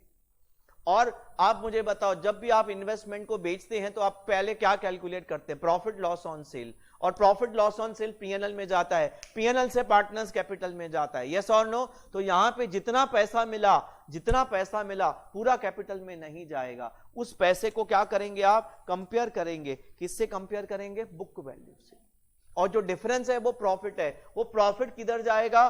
ओल्ड पार्टनर्स कैपिटल में, ओल्ड पीएसआर में। इन सब चीजों को समझने के लिए बच्चों मैंने बहुत ही सिंपल बेसिक एग्जांपल्स क्रिएट किए हैं। ये सब बेसिक एग्जांपल्स हर पॉसिबिलिटी को कवर करेंगे, ठीक है? लेट्स ट्राई आउट, देखते हैं। हमारे पास ये जॉइंट लाइफ पॉलिसी है, this is your example number 1। इसमें मेथड क्या है बच्चों? मैं मेथड 2 की डायरेक्टली बात करूंगा। मेथड 1 में तो कुछ खास दम नहीं, क्योंकि जितना पैसा मिला इनकम पार्टनर्स कैपिटल में, ओल्ड पीएसआर में बांट देंगे हम। अच्छा, ये joint life policy asset side दिख रहा है, मतलब ये कौन सा मेथड है बच्चों? कौन सा मेथड है ये? 2 मेथड है। अच्छा, इसमें ओल्ड पीएसआर 321 है, सिंगल जॉइंट लाइफ पॉलिसी है, सेवरल नहीं है, सेपरेट नहीं है, 5 लाख का पॉलिसी अमाउंट है। कौन? सी रिटायर हुआ, जेएलपी सरेंडर किया 62,000 में। अब क्या करेंगे बच्चों? बहुत सिंपल है, 50 का पॉलिसी 62 में सरेंडर किया, आपको कितना ज्यादा मिला? 12,000 ज्यादा मिला, ये प्रॉफिट है। इसको क्या करेंगे? Partners capital, old partners capital, old PSR में ट्रांसफर कर देंगे। सर इसकी अकाउंटिंग कैसे होगी? देखो, आपको पैसा मिलने का एंट्री होगा bank account debit to joint life policy account, कितना मिलेगा? 62,000। फिर जॉइंट लाइफ पॉलिसी में अपने आप 12,000 का बैलेंसिंग फिगर आएगा, 50 का बैलेंस है, 62 मिला तो 12 का profit on surrender, profit on surrender 12,000 मिलेगा। हम किस में बांट देंगे? ओल्ड पार्टनर्स में, ओल्ड पीएसआर में। तो क्या एंट्री पास करेंगे? Joint life policy account debit to A to B to C, 12,000 रुपया, और 3 2 1 में करो डिवाइड बच्चों, 6 4 और 2। समझ रहा है कि नहीं? अगर आप बोलेंगे सर जेएलपी अकाउंट बना के दो, तो अभी बना के देता हूं। देखो, आपका जेएलपी अकाउंट में बैलेंस कितना दिख रहा है बच्चों? 50, और आपने सरेंडर किया तो सामने पैसा आएगा 62, बैलेंसिंग फिगर 12 का प्रॉफिट है। इसको इन्वेस्टमेंट जैसा सोचना है, और कोई तरीका नहीं है सोचने का। इन्वेस्टमेंट जैसा सोचेंगे ना, आपको बिल्कुल तकलीफ नहीं होने वाली। आप सोचो ही मत कोई जॉइंट लाइफ पॉलिसी, आप ऐसा सोचो एक इन्वेस्टमेंट पड़ा है, सरेंडर किया मतलब सेल किया, पैसा आया। अच्छा, तो आपका पार्टनर्स कैपिटल में इसको ट्रांसफर कर देंगे, ए बी सी में आप ये बांट देंगे, 6 4 और 2 कितना? 12। बात समझ रहे हैं कि नहीं? अच्छा, ये हो गया जॉइंट लाइफ पॉलिसी में पहला सिंपल केस। अब केस नंबर 2। अब इसमें फर्क क्या है? इसमें फर्क वही एग्जाम्पल है, लेकिन यहां पे लिखा गया है कि जॉइंट लाइफ पॉलिसी सरेंडर नहीं कर रहे। सरेंडर वैल्यू 62 है, बट सरेंडर करने का हमारा इंटेंशन नहीं है, तो क्या किया जाएगा? अब हम क्या करेंगे? सी को उसका हिस्सा दे देंगे। अच्छा, आपका प्रॉफिट कितना है? 12,000। ये ऐसा बोल सकते हैं रिवैल्यूएशन प्रॉफिट जैसा हो गया। अरे हम लोग सरेंडर नहीं कर रहे हैं, रिवैल्यू कर रहे हैं, ऐसा सोचो ना। और रिवैल्यूएशन प्रॉफिट किस में बांटा जाएगा? सब पार्टनर्स में। तो एटलीस्ट सी को उसका हिस्सा दे देंगे। सी का शेयर कितना है इसमें? 12,000 में 1/6 कितना है बच्चों? 2,000। अच्छा, अब ये सी को कैसे देंगे? सी के अकाउंट में क्रेडिट कर देंगे। कौन देगा सी को? ए और बी देंगे। कौन से रेशो में देंगे बच्चों? गेन रेशो में। प्रॉब्लम साइलेंट है तो गेन रेशो क्या होगा? पुराना रेशो, मतलब 3/2, मतलब 1200 और 800। This is the accounting. Same problem लिया मैंने, ऊपर भी नीचे भी। ऊपर क्या किया? सरेंडर किया, नीचे सरेंडर नहीं किया। सरेंडर नहीं किया तो ध्यान देना पड़ेगा, सी को उसका हिस्सा तो आपको देना पड़ेगा। तो उसका हिस्सा कैसे निकालेंगे? प्रॉफिट निकालो। आप इसको सोचेंगे कैसे? इसका सोचने का तरीका है रिवैल्यूएशन प्रॉफिट। एक असेट है, मशीन है, मशीन को रिवैल्यू किया 50 का 62 में, 12,000 का रिवैल्यूएशन प्रॉफिट है, सी को उसका हिस्सा एटलीस्ट दे दो। बात समझ रहे हैं कि नहीं? रिवैल्यूएशन प्रॉफिट तो सी मांगेगा ना अपना। ओके, दूसरा किस्सा खत्म किया हमने। अब तीसरा किस्सा मैं ले लेता हूं बच्चों, ज्वाइंट लाइफ पॉलिसी का। इसमें पार्टनर को रिटायरमेंट की जगह मैंने पार्टनर को क्या कर दिया, मार दिया, डेथ हो गया पार्टनर का। अब कितना पैसा मिलेगा हमें, 5 लाख रुपया। तो हमें मिलेगा कितना बच्चों, 5 लाख रुपया, और हमारा बुक वैल्यू कितना है, 50,000। तो हमारा प्रॉफिट कितना है बच्चों, 4.5 लाख। बस फर्क ये है वहां पे हमें क्या मिला था, सरेंडर वैल्यू, यहां पे क्या मिला, पॉलिसी अमाउंट। तो डिफरेंस प्रॉफिट विल चेंज, बाकी अकाउंटिंग चेंज नहीं होने वाला। ये प्रॉफिट क्या करेंगे, डिस्ट्रीब्यूट करेंगे। किसमें डिस्ट्रीब्यूट करेंगे, ओल्ड पार्टनर्स में, ओल्ड PSR में, मतलब 3/2/1। सेम अकाउंटिंग जैसे आपने अभी यहां पे किया ना, सेम अकाउंटिंग, खाली 62 की जगह क्या होगा, 5 लाख। 62 की जगह क्या होगा, 5 लाख। प्रॉफिट 12 की जगह क्या होगा, 4.5 लाख। बाकी कोई अकाउंटिंग में फर्क नहीं। आपको कैसे सोचना है, 50,000 के इन्वेस्टमेंट 5 लाख में बेचे, 4.5 लाख का प्रॉफिट हुआ। बात समझ रहे हैं, सिंपल। चलो बहुत बढ़िया, तीसरा मुद्दा भी हो गया हमारा। अब चौथे मुद्दे में क्या है, चौथे मुद्दे में क्या है बच्चों, मैंने यहां पे क्या किया है मालूम है, सेपरेट ज्वाइंट लाइफ पॉलिसी, ए का अलग, बी का अलग, सी का अलग, तीनों का वैल्यू 50, 50, 50, 1.5 लाख का बुक वैल्यू है। यस और नो? अच्छा, अब किसी एक पार्टनर को तो भेजना है अपने को, समझो इसने डेथ हो गया, सी का डेथ हो गया, ठीक है ना। अच्छा, अब मुझे बताओ हम क्या क्या रिसीव करेंगे।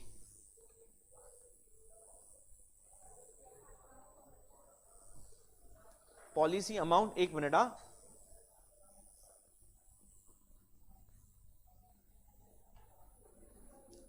ये वाला ले लेता हूं। हाँ, ये सेम एग्जाम्पल है। फर्म ने ए और बी का पॉलिसी सरेंडर किया, 62 मिला, और सी के पॉलिसी का क्या मिला, डेथ हो गया तो पॉलिसी अमाउंट मिला। तो दो पार्टनर जो कंटिन्यूइंग हैं उनका सरेंडर वैल्यू मिला, और तीसरे पार्टनर का क्या मिला, पॉलिसी अमाउंट। तो आपका टोटल कितना मिला बताओ, 62 प्लस 62 प्लस 5 lakhs, मतलब 500, यहां पे 6,24,000। अच्छा, टोटल बुक वैल्यू कितना है, हाँ 1.5 लाख रुपया। अरे बुक वैल्यू 1.5 लाख है ना, वो सिंपल बात है। आप बोलेंगे सर ए का 12 ए को मिलेगा, बी का 12 बी को मिलेगा, सी को 4.5 लाख मिलेगा। नहीं, ये प्रॉफिट ए बी सी का नहीं, ये प्रॉफिट किसका है, फर्म का है। आपको इंडिविजुअली नहीं सोचना है, सेपरेटली नहीं सोचना है, आपको ऐसा सोचना है टोटल इन्वेस्टमेंट 1.5 लाख का, टोटल पैसा मिला 6,24,000, फर्म का है ये सब। तो फर्म को टोटल कितना प्रॉफिट हुआ बच्चों, 4,72,000। ठीक है, इसको कहां पे बांटेंगे, ओल्ड पार्टनर्स में, ओल्ड प्रॉफिट शेयरिंग रेशो 3/2/1। बच्चे कभी कभी सेपरेट पॉलिसी में ना कंफ्यूज हो जाते हैं। तो सेपरेट पॉलिसी में याद रखना, 3 पार्टनर्स हैं तो 3 पॉलिसीज हैं, तो 3 सरेंडर वैल्यूज, मतलब 2 सरेंडर वैल्यू, तीनों अगर रिटायर हुआ तो तीनों का सरेंडर वैल्यू आएगा, रिटायर हुआ तो तीनों का सरेंडर वैल्यू आएगा, डेथ हुआ तो 2 का सरेंडर वैल्यू, 1 का पॉलिसी अमाउंट आएगा। जो भी पैसा आएगा टोटल करो, जो भी बुक वैल्यू है टोटल करो, डिफरेंस टोटल प्रॉफिट आएगा। टोटल प्रॉफिट सब पार्टनर्स में, ओल्ड PSR में बांट देंगे। हाँ, अगर रिटायरमेंट के time you don't intend to surrender, आप सरेंडर नहीं करना चाहते, देखो जो रिटायर हुआ उसकी तो सरेंडर करनी पड़ेगी, तो बाकी की आप सरेंडर नहीं करना चाहते, कोई प्रॉब्लम नहीं है, तो आपको एटलीस्ट उसका प्रॉफिट निकाल के सी को देना पड़ेगा। जो आपने सरेंडर किया मतलब वो इन्वेस्टमेंट सेल किया, याद रखना, जो आपने सरेंडर किया उसका पैसा मिला, मतलब इन्वेस्टमेंट क्या किया आपने, सेल किया। जो आपने सरेंडर नहीं किया, कंटिन्यू किया, तो आप सोचो रिवैल्यू किया। सेल किया तो भी प्रॉफिट सबको मिलेगा, रिवैल्यू किया तो भी प्रॉफिट सबको मिलेगा। बात समझ रहे हैं कि नहीं दोस्तों? ये हमारा ज्वाइंट लाइफ पॉलिसी का बहुत ही इंपॉर्टेंट कॉन्सेप्ट है। उम्मीद है कि ज्वाइंट लाइफ पॉलिसी थोड़ा रिफ्रेश हुआ है, कनेक्ट हुआ है कि ज्वाइंट लाइफ पॉलिसी। अच्छा, आखिरी मेथड क्या था अपना, joint life policy with joint life policy reserve. उसमें कुछ नहीं है, आप क्या करो, व्हाट यू डू इज, आप सेकंड मेथड का अकाउंटिंग करो same as it is, plus एक एडिशनल एंट्री पास करो। क्या एडिशनल एंट्री पास करेंगे, ज्वाइंट लाइफ पॉलिसी रिजर्व को उठा के ओल्ड पार्टनर्स में, ओल्ड पीएसआर में बांट दो, क्योंकि रिजर्व्स का क्या करते हैं आप, ओल्ड पार्टनर्स में, ओल्ड पीएसआर में बांटते हैं बच्चों, वही अकाउंटिंग करना है और कोई अकाउंटिंग नहीं। तो मेथड 3 क्या करेंगे, मेथड 2 का अकाउंटिंग, मेथड 2 का अकाउंटिंग प्लस रिजर्व्स को पीएसआर में बांट देंगे। तो दोस्तों यहां पे हमारा पार्टनरशिप का डिस्कशन भी खत्म हो गया। उम्मीद है कि आपको अच्छा लगा, उम्मीद है कि कुछ बेनिफिट हुआ आपको। तो I think we should now wind up the session, and I think we should also wind up the revision sessions. Anything else required? I think everything is almost done. Most of the important topics we have discussed, we have done. So best of luck. Best of luck for your exams. कुछ भी doubt रहेगा मैं यहाँ पे available हूँ, पूछना। चलो मिलते हैं वापस। उम्मीद है कि सब बहुत अच्छे से एग्जाम लिखेंगे, ये कॉन्फिडेंस के साथ एग्जाम से निकलेंगे कि हम किधर पहुंच गए, इंटर में पहुंच गए। तो best of luck to everybody. Thank you very very much, thank you.